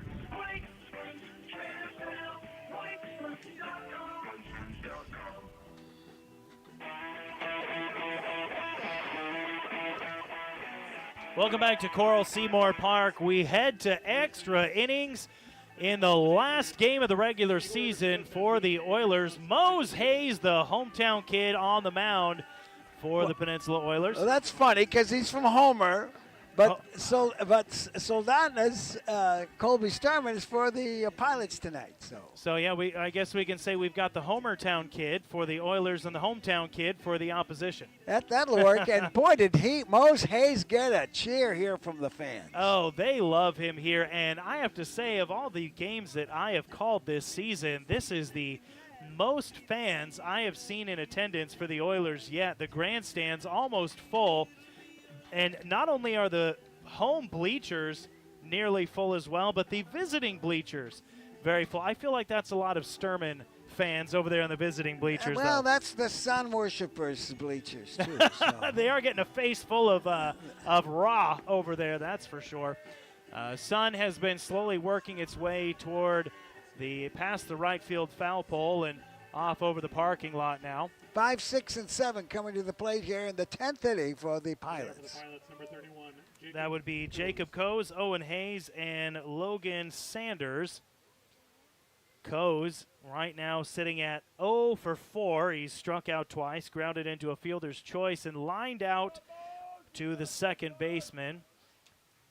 Braden Smith, the catcher for the Oilers, walks out and has a quick word with Mr. Hayes, who gets set and ready to go to work on the mound. We're in the 10th inning. It's a 5-5 game. Oilers trying to polish off a sweep of the Pilots to end their regular season. Hayes' first pitch is a breaking ball that misses low to Coase for ball one. Hayes working with a little bit more of a moderate pace than his predecessors tonight. There's a called strike right at the knees, and the count evens up at a ball and a strike. Emerson Fleck pitched 2 innings. He allowed 1 hit, 1 run. It was earned. He walked 2 and struck out 3. 2 pitchers combining for 9 innings of work for the Oilers. And there's a breaking ball from Hayes that misses low, and the count now 2-1. Oilers defensive alignment: Wilson, Robson, and Alva in left, center, and right. Around the diamond, starting at third base, Worthgen at third, Soto at short, Dawson at second, and Wright's now new, actually, at first. Hayes on the mound, and Smith behind the dish. Fastball runs inside on Coase, and the count is 3 balls and 1 strike, so not a great start for Mose. Taking a long time, now kicks and fires and misses inside. It's a 4-ball, 1-strike walk to lead off the inning. And the Pilots Now batting number 10, Owen. starting things off similarly to their top of the 9th inning when they pushed across the game-tying run. And it'll be Owen Hayes, who clearly eats his Wheaties because he is about, golly, I don't know, what do you think he looks like, Bob? 6'4", 6'3"? He's tall. Here's the pitch from Hayes. Fastball right down the pipe for called strike one. Hayes is 0 for 3 with a walk. He grounded to third, flew to center, safe on an error. Hayes on Hayes matchup here. Mose Hayes on the mound. Owen Hayes, big right-hander at the dish. Throw over. There's a good pickoff attempt. Right on target, but Coe's just a little bit ahead. Sliding back in safely. Nobody out. One man on in the top of the 10th inning of a 5-5 game between the Oilers and the Pilots. Mose Hayes, another pickoff, and that one a little bit high. If it would have been down where his last pickoff attempt was, he might have snuck that one in there. Oilers sporting sleeveless jerseys tonight. Black tops and white pants. Hayes kicks and fires, and there's a foul ball flipped over to the right side, brought to you by Everybody Rides. Again, if you're looking for a used vehicle and you don't have any credit or it's bad credit, no problem. Your job and a small down payment is all you need. They're located on the big corner, K Beach and Poppy Lane. Call 907-260-3053. No balls, 2 strikes, the count on Owen Hayes. Mose Hayes from the mound delivers a curveball that is popped a mile high. New into foul territory and makes the catch for the first out of the inning right in front of his own dugout. And one man is gone in the top of the 10th. P3. 1 on, 1 out now, and here's Logan Sanders. Sanders is 0 for 4, but he has scored a run when he was safe on a fielder's choice. He's popped to third, grounded to short, safe on a fielder's choice, and struck out. That was in the 7th inning. After Logan Sanders, well, now we're to the Sanders trio. We're in the bottom third of the lineup, Sanders, Sanders, and Sanders. First pitch to the Logan variety of Sanders is high for ball 1. You think they planned that? To all be on the same team? They planned it to confuse us, that's for sure. Well, yeah, that'll do it. 1 ball, no strikes, and there's a called strike on a fastball. Catches the outside part of the plate. You got a big rig or a piece of equipment that needs to be repaired, the best shop is a heavy-duty repair facility, 262-8785. 1 ball, 1 strike, 1 out, and a man on first in the top of the 10th inning of a 5-5 game. There's a fastball that runs way outside. Smith has to come out of the crouch and dive to his right to keep Coes at first. Otherwise, that ball would have been on the backstop. 2-1 the count to Logan Sanders.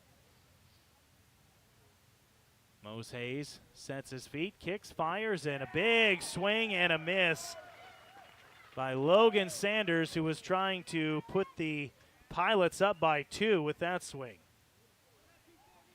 1 out in the top of the 10th. The Oilers scored 2 runs in the 4th and 3 in the 5th, and they had a 5-0 lead. Then the Pilots answered back 1 in the 6th, 3 in the 7th, and 1 more in the 9th.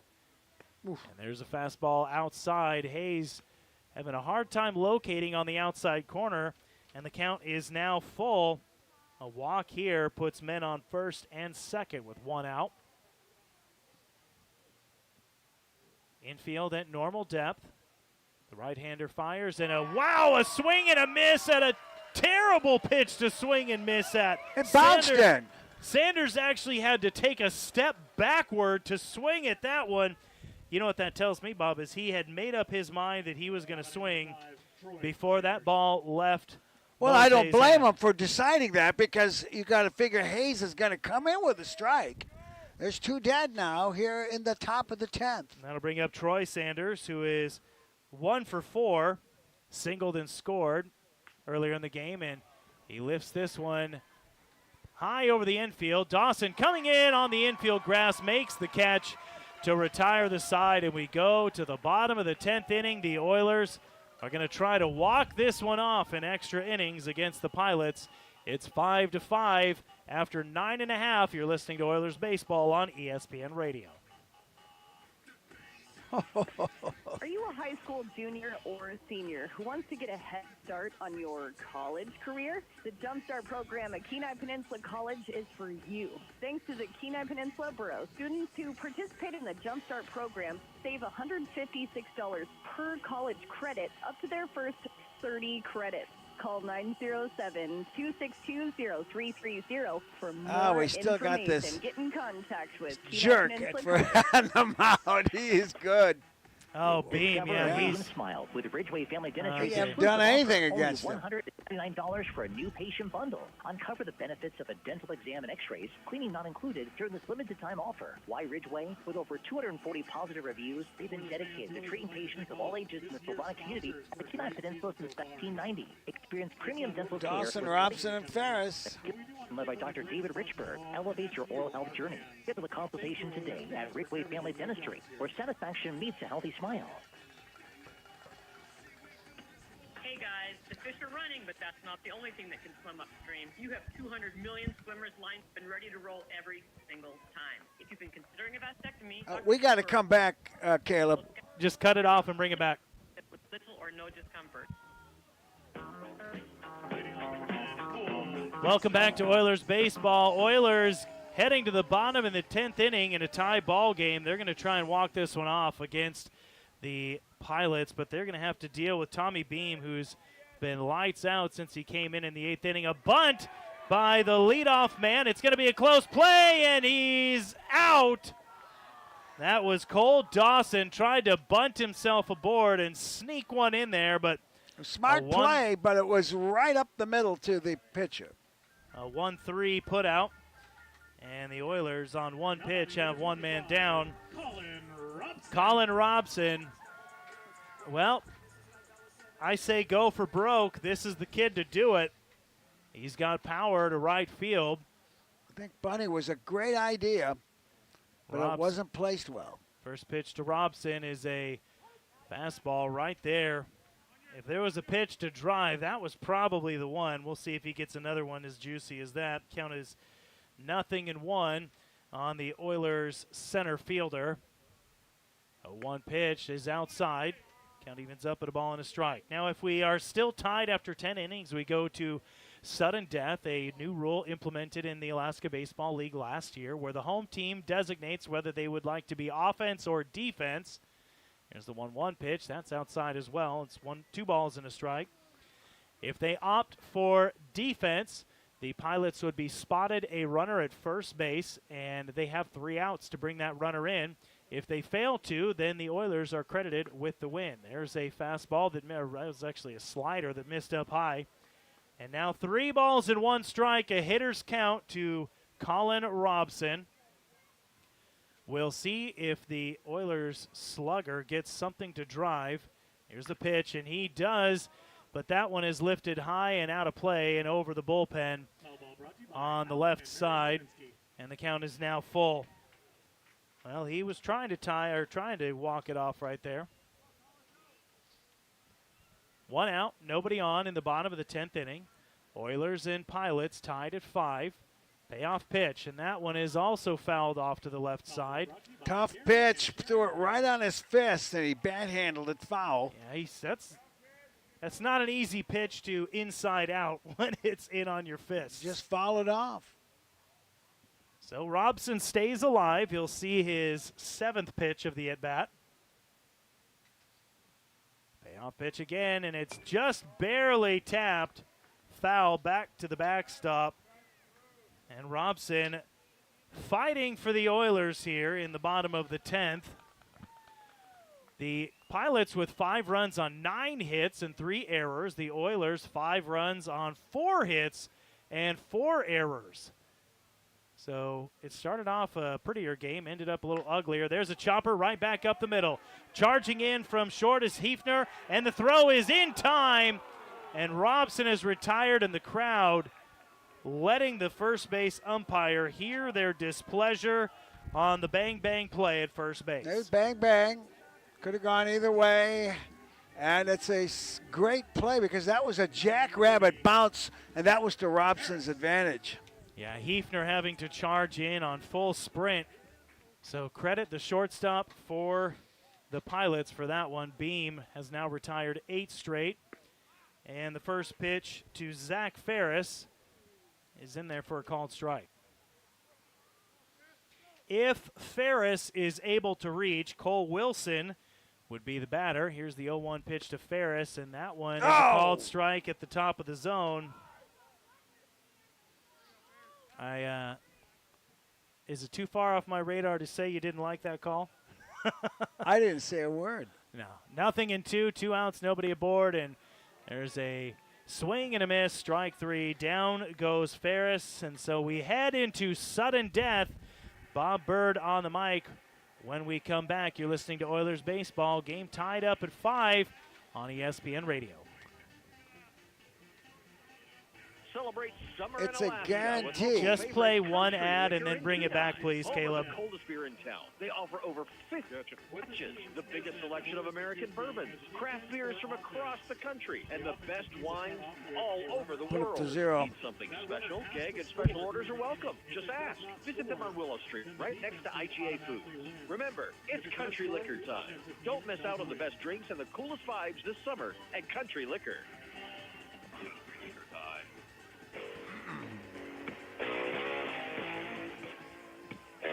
Bob Bird and Nick Sorrell as we're going to sudden death, and the person who is going to take first base should be the one who made the last out. That will be Troy Sanders for the Anchorage Glacier Pilots.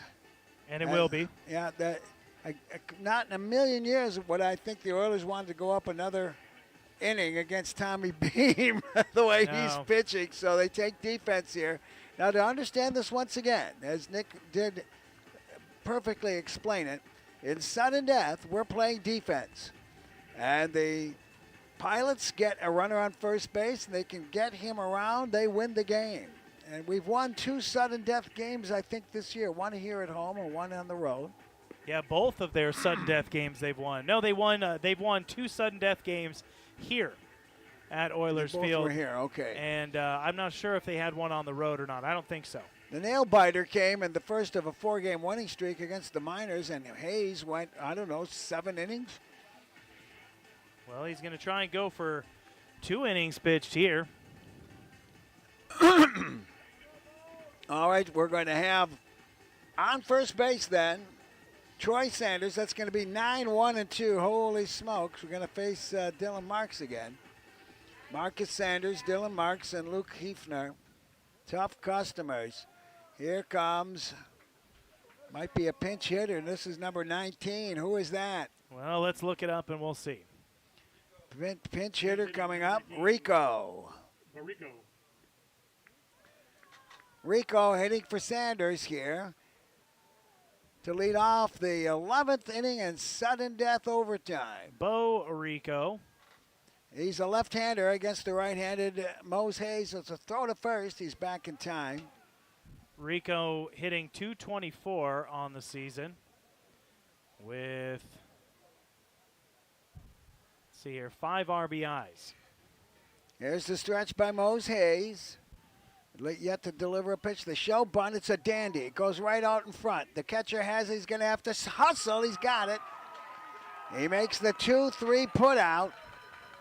And successfully bunting to second base is now Troy Sanders. Yeah, Sanders starting at first, now on second. And got to mention what a very nice stretch that was by Cody New at first base, because the throw was not directly on target from Smith. It was a little high and outside to New, but he really stretched out and grabbed that. And here's the man exactly who the Pilots want to bat, and they are giving him an IBB. I fully agree. He is absolutely worthless to the Pilots at first base right now, and he's the hottest stick on this team. So the intentional base on balls gives the chance for a double play here of the force at any base. Here is Luke Hefner. He's 1 for 5. Was retired on a double play in the first inning, and after he singled himself aboard, and he's been quiet since then. Mose Hayes, the right-hander against the left-hander. Here's the first pitch to him, and it's fouled, kind of spun barely above his head. I didn't quite understand that. Maybe it deflected off the catcher. It had to have or something, because the physics of that wouldn't make sense at all for a ball to just spin that far Strike one to Lou Hefner. Mose Hayes. A jam not of his own making, but he's in a jam right now. Runners on first and second, one out. We're in sudden death. Here's the pitch, and it's low, and it's 1-1.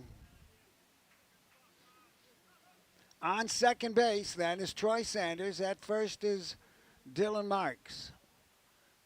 Was I glad to see them walk him intentionally? Oh, yeah. Ball one, strike one.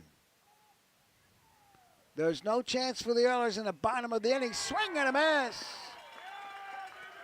It's getting the fans here on their feet just for a second strike. Ball one, strike two. Second straight night that the Pilots are sending batters to the plate for 6 at-bats in a game. Hefner down to the count, 1-2. The key man is Logan Sanders on second base. The outfield has to play shallow with a ground ball into the hole. Here's the 1-2 pitch, and it's a ground ball foul down the right field line. Just outside first base. Count remains 1-2 on Hefner. 1-2 and a righty on lefty matchup here. Game on the line right now. I think this shows a lot of confidence that Coach McCann and the Oilers have in Mose Hayes to put him on the mound in this kind of a situation. Here's the 1-2.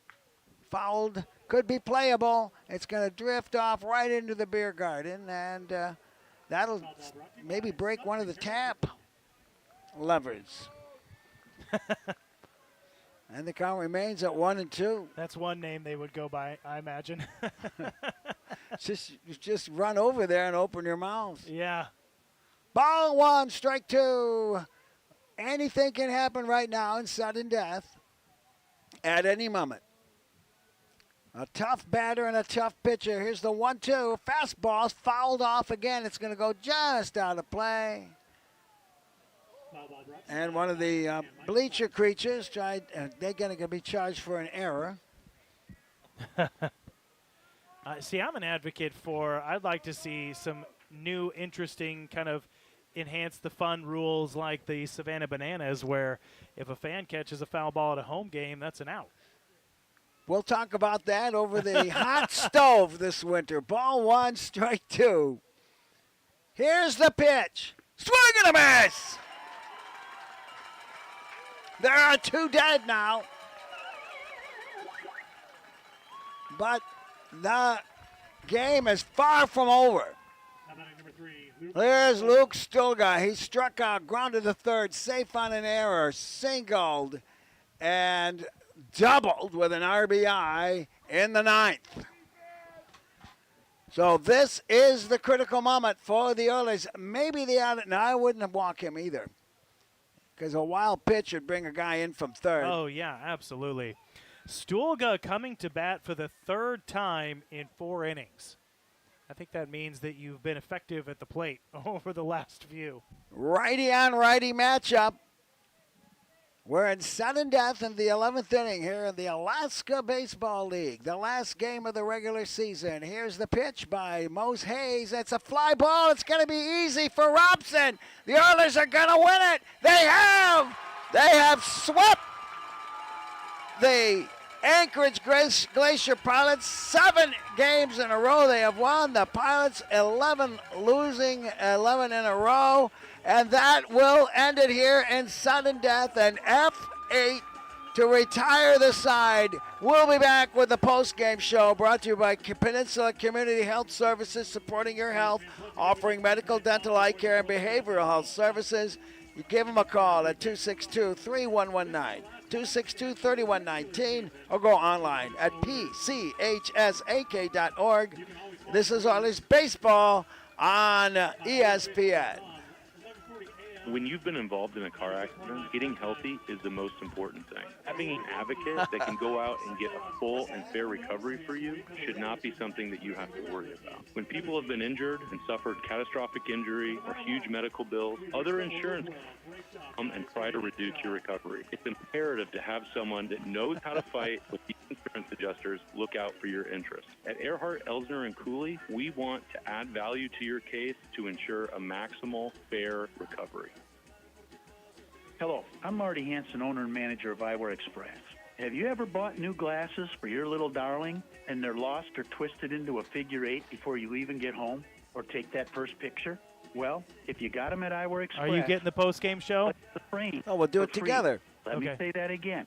If they lose or break the frame... I mean, like, bring it back. I'll take it back, yeah. So relax and expect the best from Eyewear Express in the Peninsula Center Mall, Soldotna, 260-9199.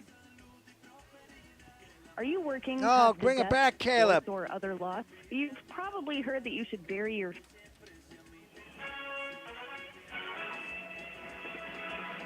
And now, it's time for the post-game show on ESPN 1140 and 96.9. Brought to you by Peninsula Community Health Services and The Best Shop with game recaps and on-field interviews. Let's return to the field on ESPN. Bob Bird and Nick Sorrell with the Peninsula Oilers. They had an ugly win last night. This one was, well, we weaseled this one out in sudden death overtime. The Oilers, officially, they got 6 runs on 4 hits, 4 errors, and the Pilots 5 runs, 9 hits, and 3 errors. Although the losing pitcher, I don't know if somebody gets that horse collar around their neck because the way Tommy Beam pitched, he doesn't deserve to be the loser. I don't know how they worked that out. I would be interesting to find out from a scorebook standpoint how they score these sudden death games. It will be interesting, but for right now, the Oilers win it in the 11th inning with runners on first and second, 2 outs, and a fly ball by Luke Stuga. A high fly was routine to straightaway center field. And it's time to kind of like assess this season because what are the Oilers winding up here now?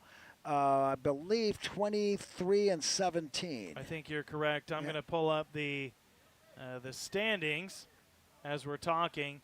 But as it is, the Oilers, they head to the postseason. They'll be in the Matsu.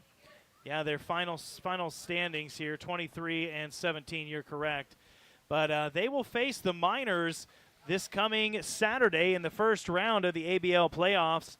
That'll be, we'll have to get you the game time for that one, but that'll be in the Matsu. It's the best of 3 game series. We got Colby Sturman.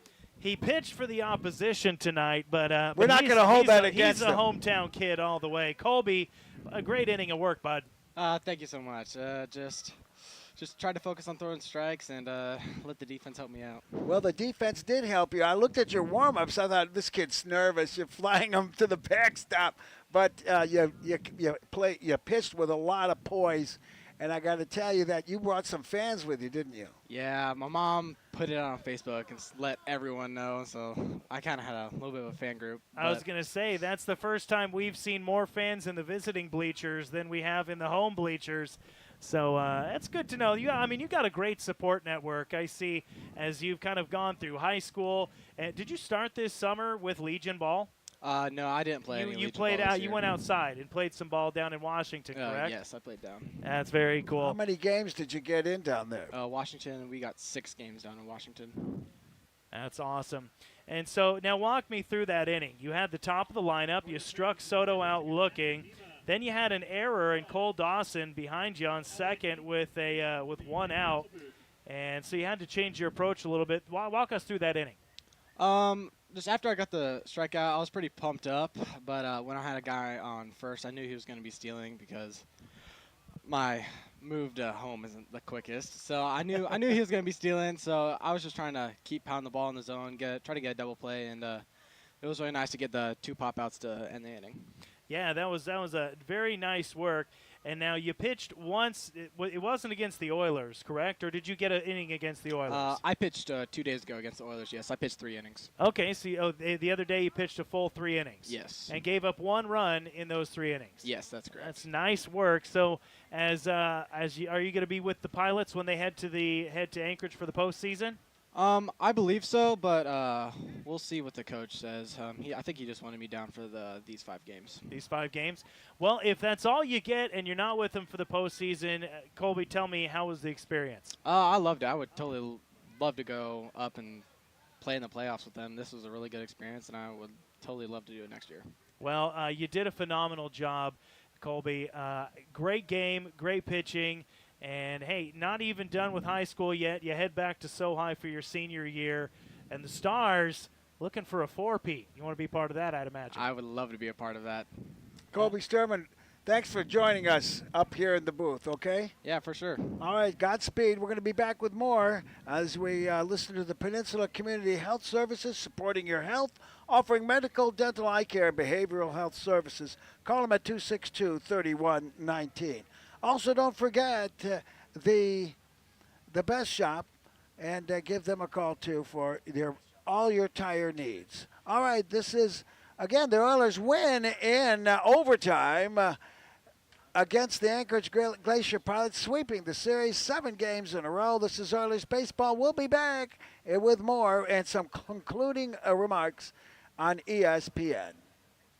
Life can often be overwhelming, and certainly your health care can add to that. But at Soldotna Professional Pharmacy, we're here to support you. We understand the difficulties you may face, and we're here to help. As your local pharmacy, we proudly offer monthly medication delivery services spanning from Cooper Landing to Homer, ensuring you get the care you deserve right at your doorstep. Find us conveniently located on Binkley Street in Soldotna, or we are just a call away at 907-262-3800. That's Soldotna Professional Pharmacy for your health. I'll bring us back and sign off. Health concerns don't wait for the perfect moment.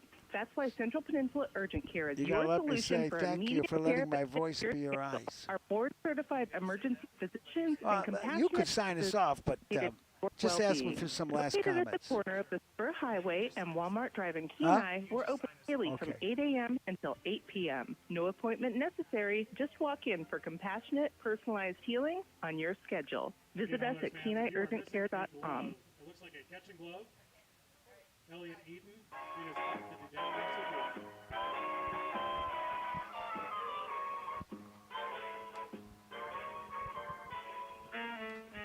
Welcome back to the Peninsula Community Health Services postgame show. Nick Sorrell along with Bob Bird. Oilers sweep the Glacier Pilots in 5 games. They pick up the final win on the final game of this season in an amazing way.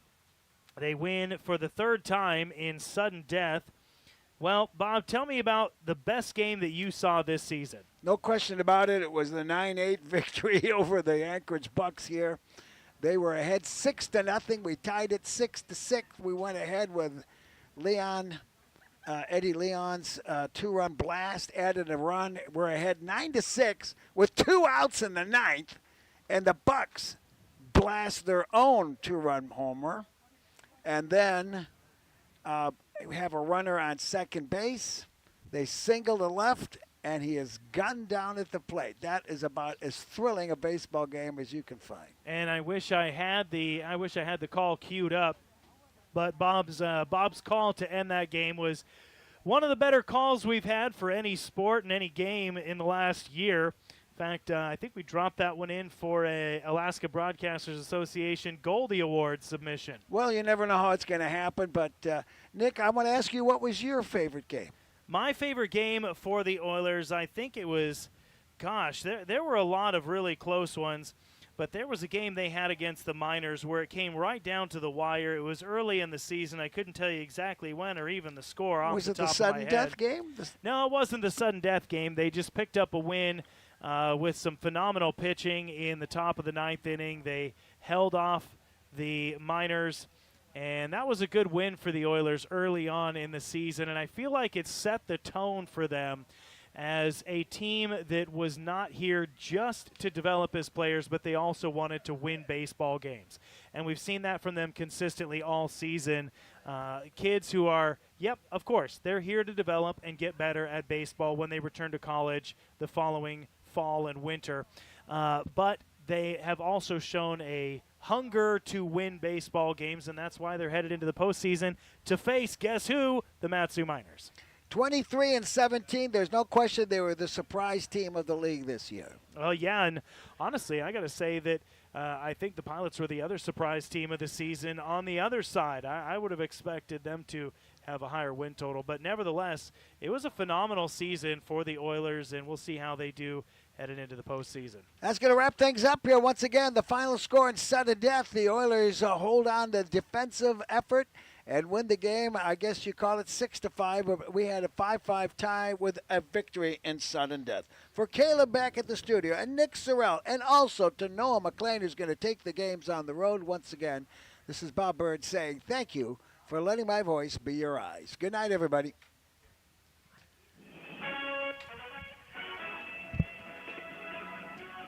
Listening to Peninsula Oilers baseball on ESPN 1140 AM. All right, Caleb. Talk to you later. All right. Oh, did you say there was going to be a postseason game on Saturday?